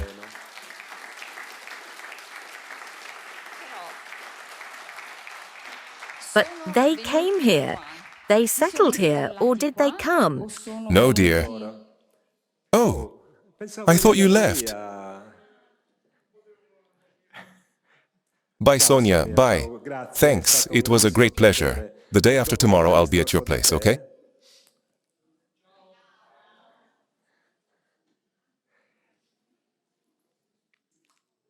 We, Giovanna, are under embargo. We are under universal quarantine. Around this planet, there is barbed wire. Because we kill. Killing is the most terrible crime a human being can commit. The arbitrary act of taking another life that is sacred. We are sacred. Each one of us is sacred. We were generated by a divinity. We are its children. We have no authority to kill, yet we kill. This crime horrifies the extraterrestrials because, from their scientific knowledge, they comprehend the terrible consequences of this grave act. We kill, and then people ask me, are the aliens the bad ones? You should be afraid of your neighbor. You should be wary of the person who is your husband or your wife, because sometimes you've been mistaken.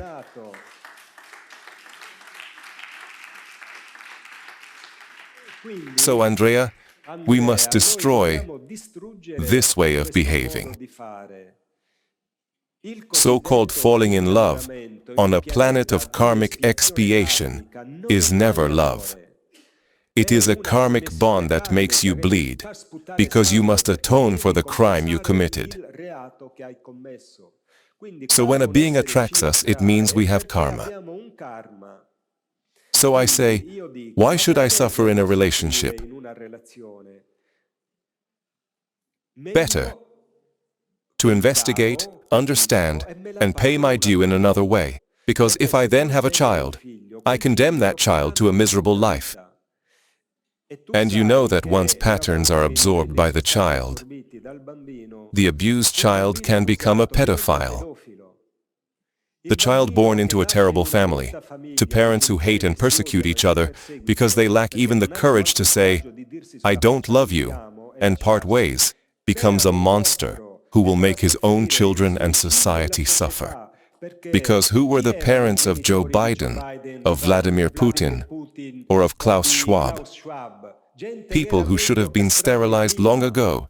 Reversible. I teach you how to be a parent. I allow you to have sex.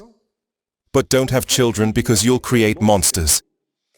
So on Earth, the habit of creating suffering and passing it on has become a way of life, and we have become so accustomed to living in our own hell that it feels normal to us.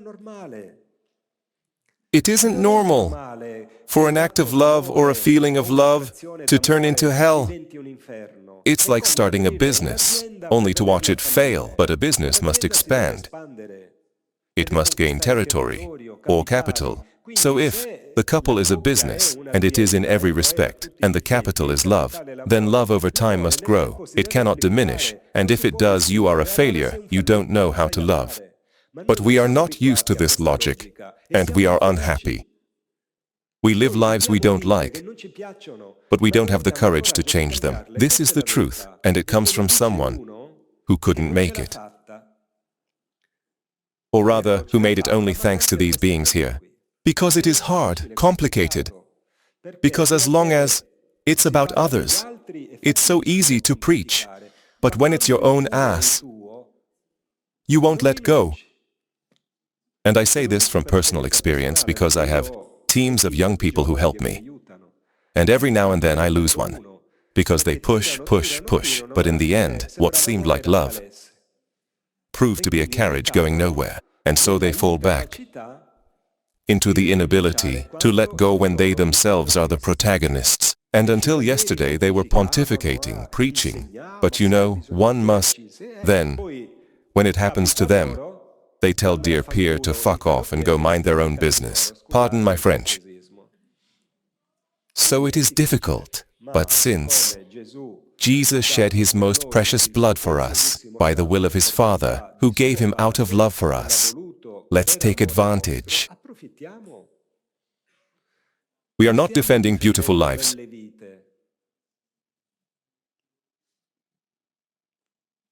If I ask here, I believe that over 90% would change their lives. Often it is merely an economic condition, and so you are a slave to money. Many other times, it is an inability to take hold of a situation you created, which is your prison, daily. But you can't break it because you're afraid. But I understand. I have lived through all of this, from first to last.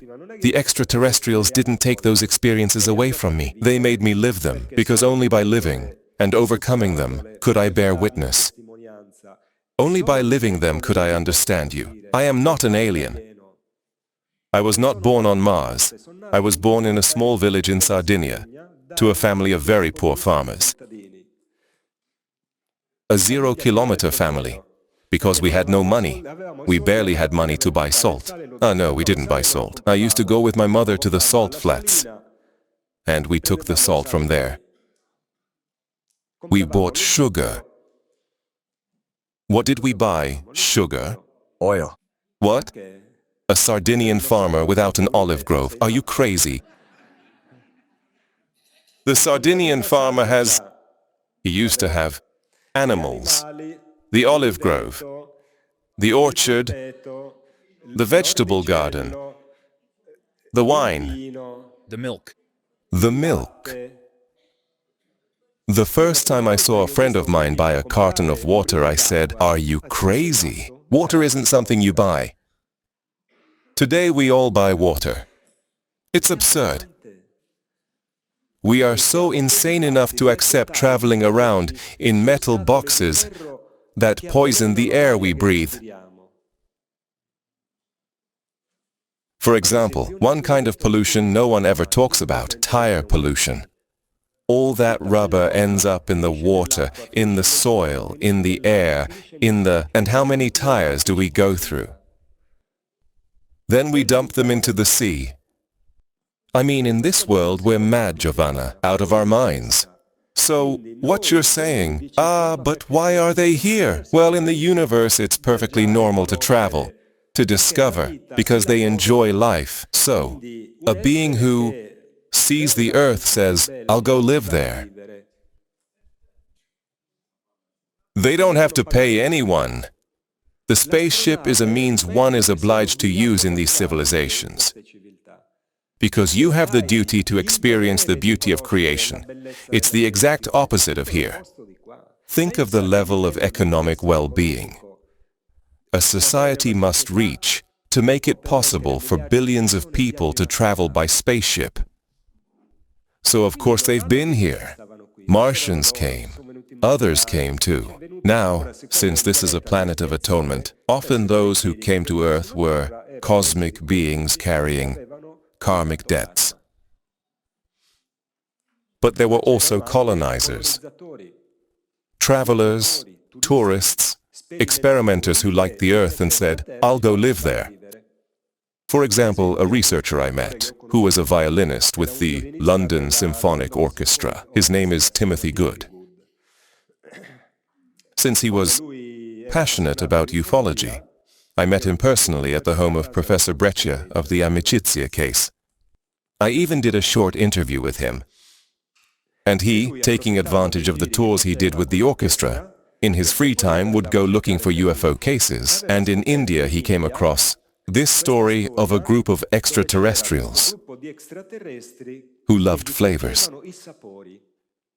And so they studied worlds. And wherever they found spices they liked, they established plantations. And two of these beings, who were part of the extraterrestrial plantation in the forests of India, would sometimes come out, dress in colonial style, elegantly, speak with metallic voices, probably they had some kind of translator, and go out to do good. They healed people. They helped Indian villages. The universe is wonderful. We are prisoners in this world of fools and criminals. So we must escape. And to escape, we must embody the most fundamental values of a civilized society. But we are not civilized. Above all, white people are not civilized. White people are exterminators. It is true, Gaza is terrible now. But we exterminated the Native Americans. We exterminated the Incas. We exterminated the Aborigines. We exterminated, the Anglo-Saxon white race is a criminal race of ruthless killers. They uphold a world built on rules. And what are those rules? Theirs, the ones that suit them. And they defend them with bombs, with exterminations, to the sound of killings. What they call demonocracy. Demonocracy. There is no democracy in the universe.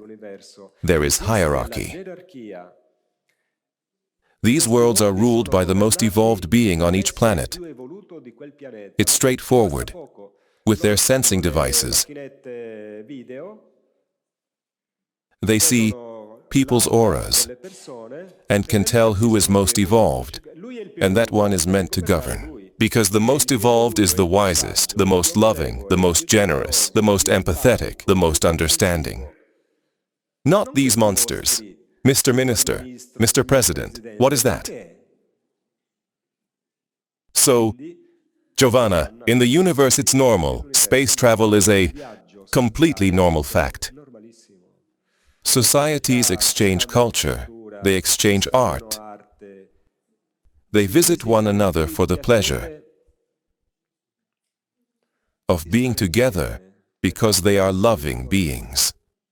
I have been with these scholars. It felt like a dream. Strangers of high social and scientific standing. And yet they showed real courage. They stood for truth and ethics. I said, there is hope. These are not people on some spiritual path. David Ruiz, who, as you've seen, is the head of and then the New York Academy. He appears on television because he's a handsome man. Not long ago, he sent me a show he took part in. He was clowning around. Then at the end of the show, they rolled his resume, like the closing credits of a movie. A genius. He wrote to me, Pierre, I miss our conversations about extraterrestrials. I told him, we'll see each other again, David, don't worry. So there is beauty in this world. But we must conquer the universe. Which also means something else. No longer aging, no longer falling ill, quite something.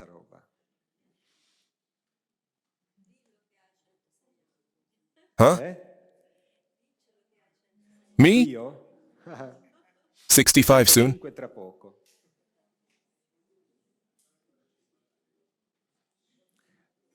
Life. Cells have their own self. Everything has a self, small. But everything has an I, ego sum.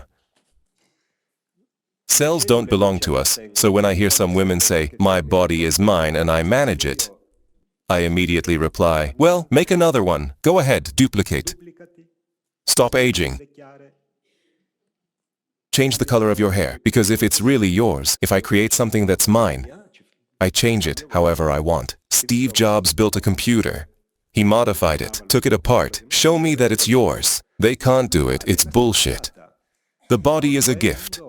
Our Father who art in heaven, etc., etc. Forgive us our debts. What debt do we owe to God? Who has ever known Him? The body, through which we can experiment and evolve. The body is a divine gift. It is sacred. Abortion is a crime. Then someone says to me, but what about a raped woman? First, let's look at the percentage of raped women compared to those who have indiscriminate sex and abort as if they were bags of candies. But that's a crime, because I too was once a fetus. Raise your hand if you were never a fetus.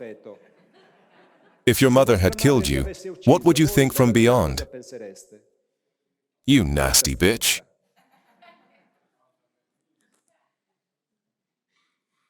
And I reply, of course it's a terrible situation. A raped woman forced to bear an unwanted child. Ma io non posso sanare un crimine con un altro crimine. But I cannot remedy one crime with another. So I will never fight for abortion. I will fight for the Italian government to create institutions that take care of the raped woman and the child. Don't want it? Give it to me, I'll raise it. I'll educate it. Let's not kill our children. In Italy, 40 million abortions. We'll pay dearly for it. Abortion is a demonic act. It is one of the most negative acts one can commit. Aborted fetuses are widely used in black magic because they carry a terrifying load of negative force. Di forza negativa spaventoso. So we embrace slogans that are not only foolish but criminal. And no one ever tells us what really happens to the woman who has an abortion, because that is violence against her body. There's no recovery from it. So we are victims of deceit, and we act foolishly and carelessly, repeating slogans we don't understand at all. And we make the worst crimes seem normal. I know people who would kill to protect a cow, yet they support abortion. So we protect cows but not children. Where on earth have we ended up?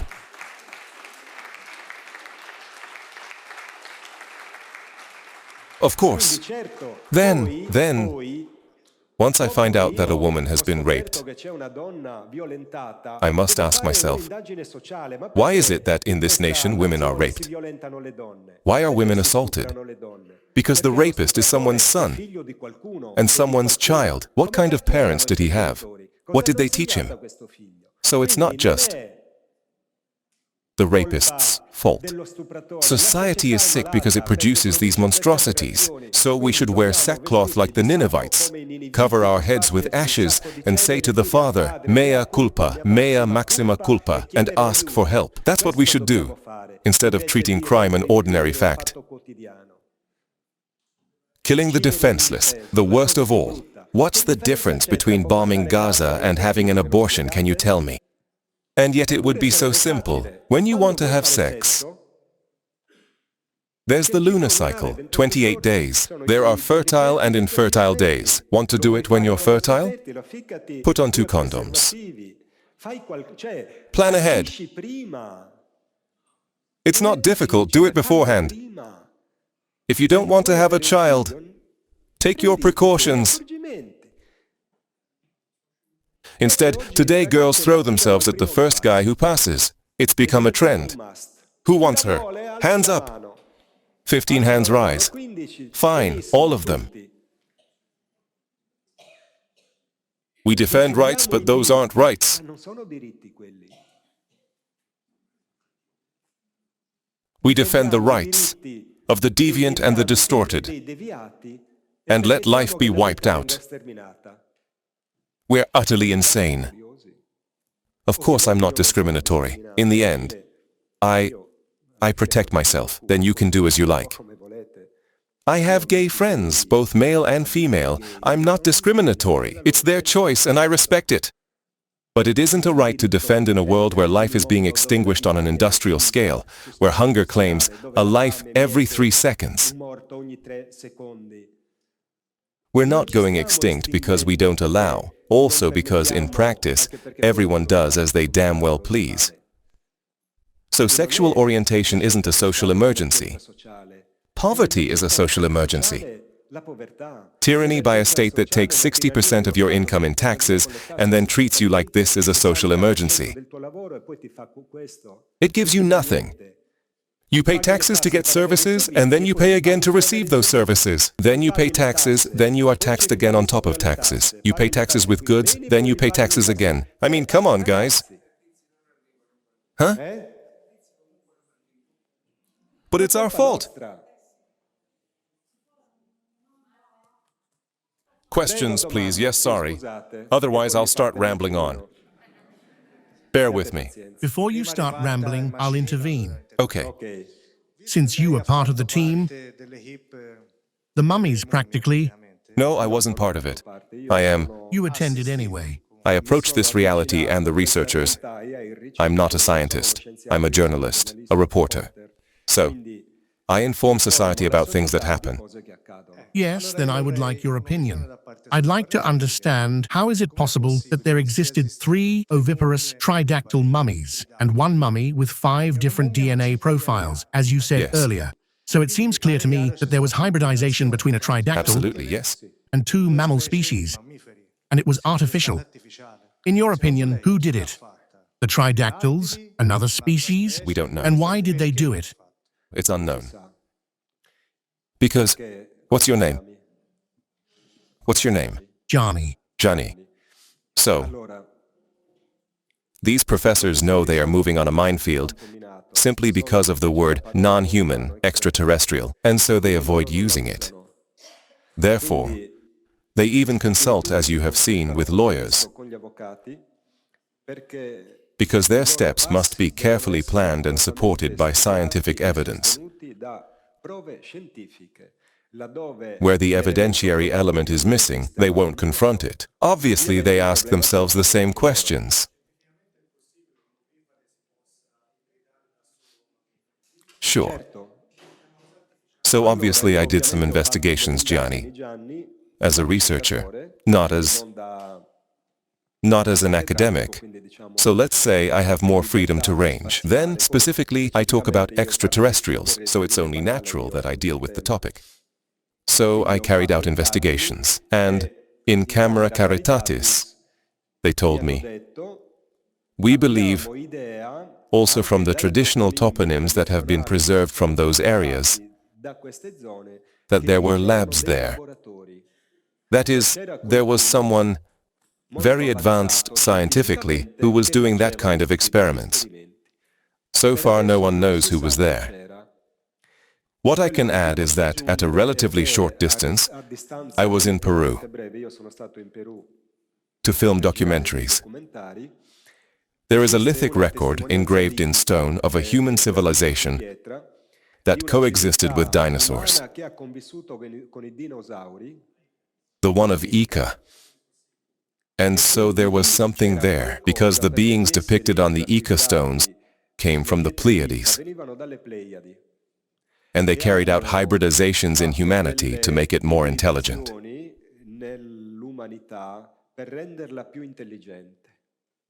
It reminds me a lot of something I read in Sitchin's books.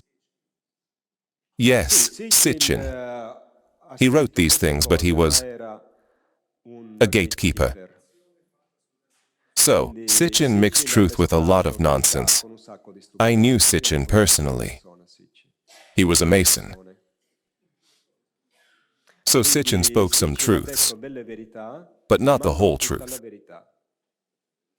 And then a message came through, in my opinion a foolish one, Gianni. Why should these Sumerians have understood everything?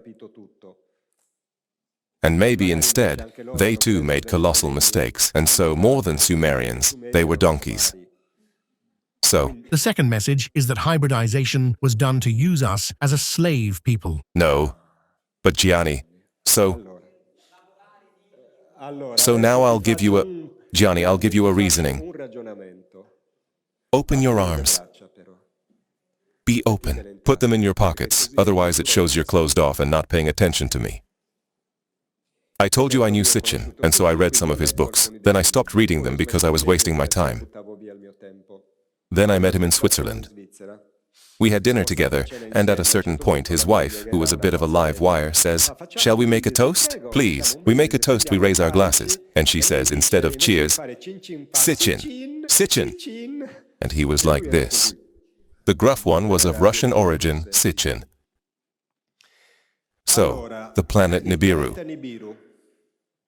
An orbit that leaves the solar system and makes a circuit every 3,600 years. It's missing a fundamental astronomical concept, the habitable zone.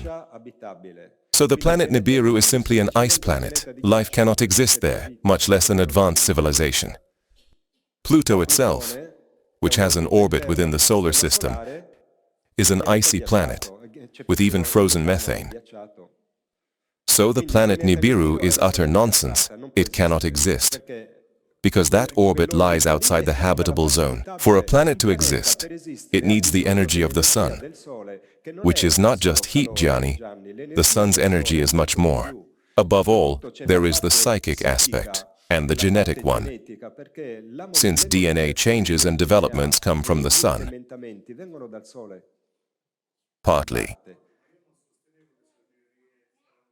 Then the issue, wait, let me finish. But do you think a race that loads miners aboard to dig, and then they come to Earth and strike because they're tired, then they start genetic tampering. Lady Ninurta, more than a scientist, looks like a prostitute fooling around. Then they create man, so he works instead of the others. But man too is flesh and blood. He gets tired and can strike. So there's such a level of absurdity in Sitchin's tales that civilization looks like a rabble of fools and idiots.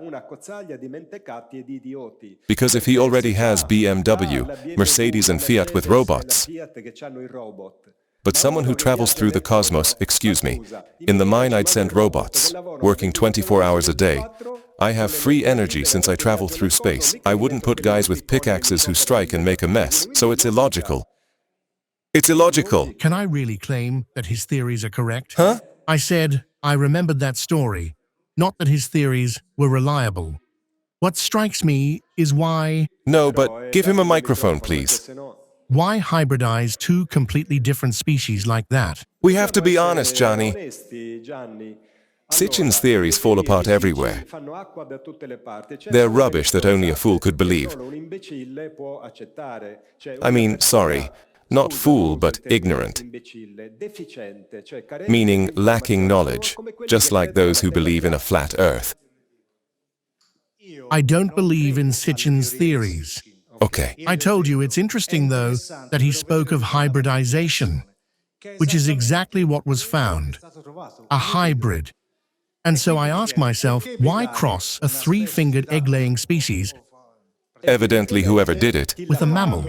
So, Gianni, the point is, surely this three-fingered strain doesn't belong to the scale.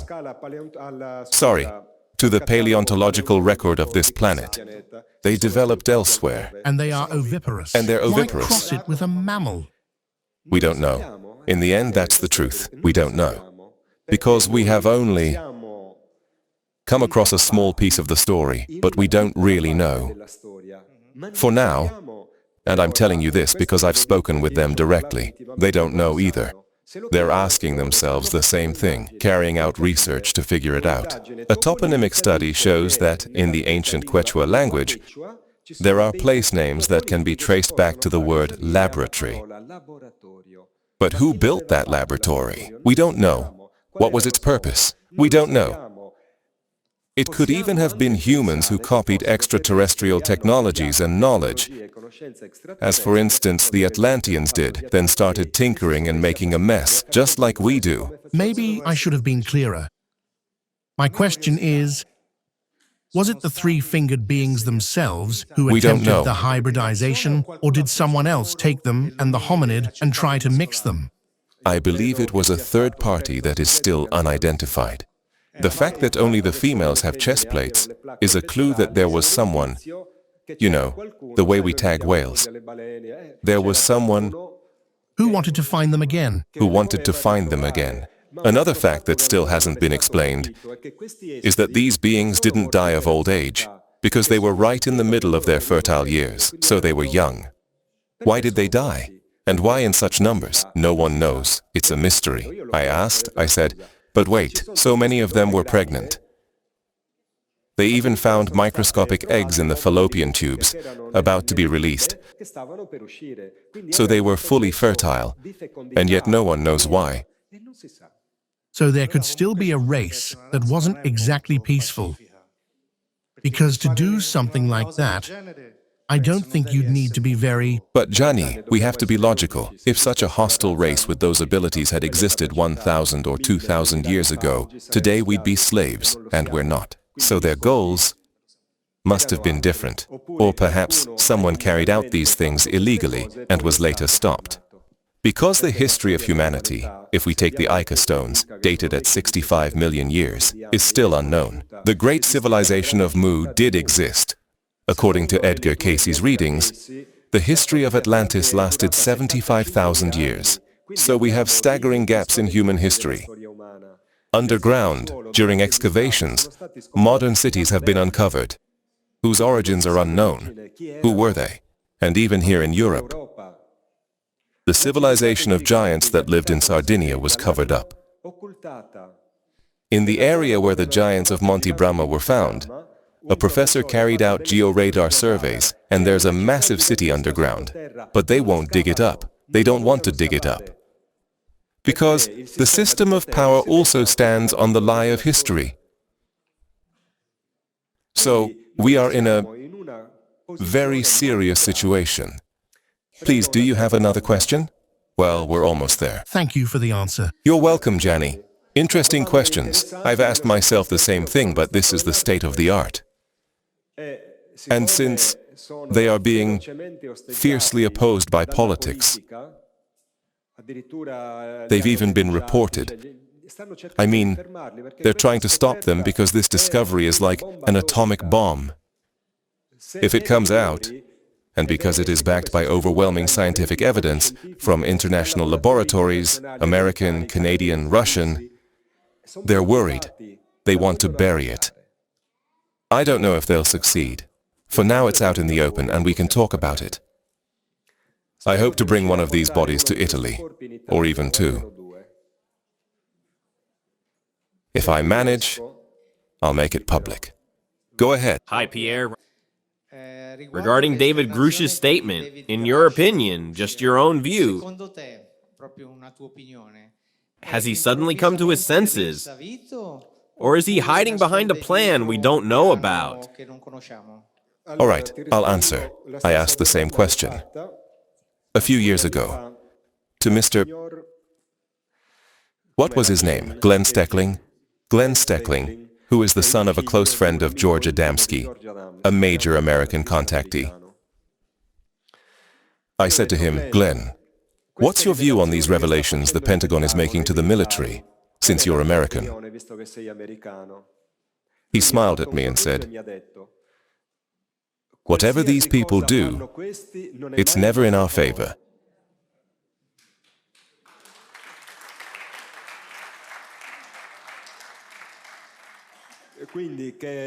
So for Grusch to be some kind of a Saul struck down on the road to Damascus, that's how he presents himself.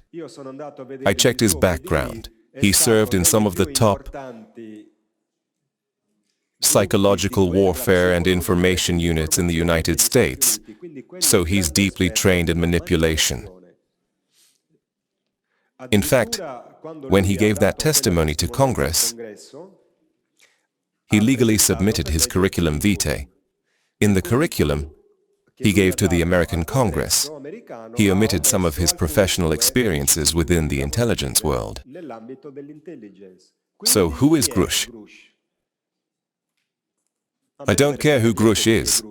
What matters is I know how that world works. I know how the extraterrestrial world works. So it's the extraterrestrials who win. So then if Grusch was supposed to come to Italy and was told not to, it means he's taking orders from someone. In Mexico City, at the first hearing, there was Ryan Graves, the retired pilot. Did you hear Maussan's testimony? He was thrilled. How wonderful! Then he got a call from the United States. Go home, lassie. Jaime had to find him a plane the next morning and pay for it out of his own pocket, because this guy had to return. They're clearly following orders. So they obey the system. So I don't trust him. Then, if they're genuine, fine. Meanwhile, I'm interested in their statements that confirm what we've been shouting for decades, while everyone mocked us. Well, now, take Grusch, Mellon, and all the others. We were right. So anyone who thought they were clever just because they didn't believe in UFOs turned out to be a fool, a puppet, badly informed. What's happening is that the stupidity of most of human society is coming to light. Because these statements show that CICAP, Piero Angela, have always mocked us, and now they're clutching at straws. Above all, they keep feeding and grazing the flock of their supporters, who are stupid. Then let's drop this because I don't want to. I've already dropped some bombs today, so the LGBT, the abortion supporters, ooh, to the stake, burn him. The last question. Yes. Let's switch the microphone on. Good evening, everyone. What's back there? I can hear you're restless. Did you want to ask a question? Yes, I wanted to know what you think of Julian Assange. I'll answer later. Go ahead. I'm Silvano from Pisa. Silvano, 59. I'll ask you a simple question. Well, 59. I said it on purpose. How come? Why is it that Juanito, who, like you, had so many experiences as a child, when he came across the two spheres, got a little scared and shut himself in his room? Why? Is he overwhelmed? Can't take it anymore? Then the next day, he changed his mind. One evening, the night he found the two spheres. Then I didn't translate it. Juanito said, "I can't take this crap anymore. I can't go on." It wasn't really fear that he felt. Because, Silvano, the interaction was very close. He touched the sphere of light again.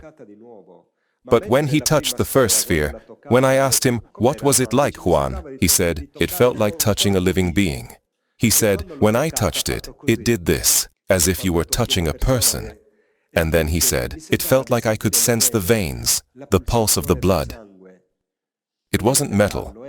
It was like velvet. And when I touched it, the sphere reacted. It did this. So, such a close interaction. He's a simple man, Silvano. He's a poor car repairer from Valle Hermoso. So he doesn't... I mean, he has always lived these experiences just like that. So now that it has intensified so powerfully, sometimes he gets scared. Then, you know, the extraterrestrials are a bit strange. They wake him up at night, he's asleep and starts hearing noise. One day there was a very strong frequency inside his house. Inside the house. And he walks around showing that the speaker is turned off, yet he doesn't know where it's coming from. He recorded it, you know. Someone said it was a 585 hertz. I don't know if that's true. Quindi lui reagisce con timore come tutti quelli che andavano da Eugenio. So he reacts with fear, like everyone who went to Eugenio. "We won't contact Eugenio." Then as soon as the UFO arrived, they ran off. So, having had experiences myself, I tell you it's a problem. Because as I explained today, spiritual evolution corresponds to a very specific frequency. The frequency is an emission of a field. Our field extends about 3 meters, and it's generated in the heart. The electromagnetic field produced by the heart is 5,000 times stronger than the one produced by the brain, because in reality, the heart is another brain. It contains between 40,000 and 50,000 neurons. Have they ever told us that? When we make this gesture to someone, what are we really saying?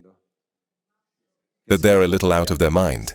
When you want to say, "I'm loyal to you, I swear," you instinctively touch here because that's where we are. The brain is here. Love is here. The spirit governs the body through the blood. And the heart is not a pump. The heart is a valve that directs flow, and the blood moves on its own, because its speed is mechanically inexplicable. When you're afraid, all the blood withdraws instantly. Your pants nearly fall, you're left in your underwear, you turn crimson as all the blood rushes to the periphery in a flash. and starting from the large aortas of the heart and reaching the microcapillaries at your fingertips. Your chest would explode from the mechanical force that would be required. Everything would burst, because with that kind of mechanical force, the flesh would literally burst. The blood moves by itself, by its own spontaneous motion. And so, coming back to the extraterrestrial experience, Juanito is a simple man, not highly educated. But like many with little schooling, he's very shrewd. Still, when faced with these phenomena, he gets scared. When they show up in his house at night and he hears those noises. You've seen the video where I play the sounds, chairs banging, chaos everywhere. His wife wanted to run out of the house. It's not easy. When he touched the sphere, it appeared right in front of him, so small. He put his thumb inside and pulled it back, realizing he hadn't touched anything. It was pure energy. And he whispered, "I don't know what to say, I don't know what to do," because he was facing a reality he couldn't grasp. Can I ask a question ahead of time? There was, I will answer you. What do I think of Assange? I think he did things that the dominant American faction, the Clinton group, because Biden is just a deranged puppet, a major criminal himself, behind all the wars of recent years, and his son's corrupt too, poor guy. They'll never forgive him.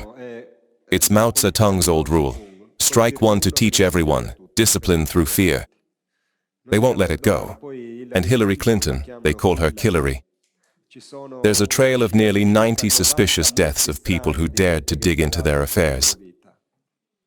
So yes, they'll never forgive Assange. He's a warning sign. Stay in line, all of you. Just like the attempted assassination of John Paul II. In that case, the ones behind it were the Sicilian mafia, because John Paul II was funding Solidarnosc with mafia money. And when the Banco Ambrosiano collapsed, he never paid them back, a complete mess. So that bullet basically said, "Give us our money." Ah. Crazy. A victim of this system. But you see, what's your name? Manuela. Manuela, you see. Manuela, he exposed terrifying crimes committed by the Americans. And what did civil society do? Nothing. So these Christs who sacrifice themselves, all for nothing. As a memorial, it's written in the book of God's justice, the most severe punishment these criminals will face. The microphone isn't on. I wonder, why don't these people get any help? Because everyone's afraid of power. Who's going to help them? Do you think those clowns in Parliament will? No, of course I meant the aliens. Why don't they step in? They don't interfere. They can't interfere. They can't interfere. It's internal business. Planet Earth's business. They can't get involved. They can only do what they're ordered to do. These beings are, in every respect, a military force for peace. But if you attack them, they hit back. Of course. If they're authorized for self-defense, they'll kill. They know death doesn't exist, but in the meantime, they'll make sure you can't cause any more trouble. So it's pointless for us to arrogantly cling to our own little standards. We have to understand how they think. Otherwise, we'll never get anywhere. Otherwise, we'll just keep asking, why this? Why that? But what are you doing? And they would answer, all right, You think we should intervene, but what are you doing for Assange? For poverty? For injustice? What are you doing? Because it's easy to sit comfortably in your chair, minding your own business and say, why don't they help us? Yes, they say, but what are you doing? They make it clear in their messages. It's just that people miss it. It slips by. We stand with and support those who genuinely strive to change things. The rest we simply leave behind. So since most of humanity is idle, they're ignored too, and help is given only to those who deserve it. If Assange, just to give an example, if Assange has a karma to pay, how would we know? Or what if Assange is a saint who must sacrifice himself? Because that's written in Scripture. In Revelation, we read that the martyrs for truth and justice go before the Lord and say, Lord, when will you avenge us? And he replies, you must wait until the number of those who must sacrifice themselves is complete. So there are incarnations of saints and angels who must give their lives. It's all very complex. We can't just simplify it on a whim. These are deep, intricate truths. You're welcome. Have a safe trip home. I would say our time is up.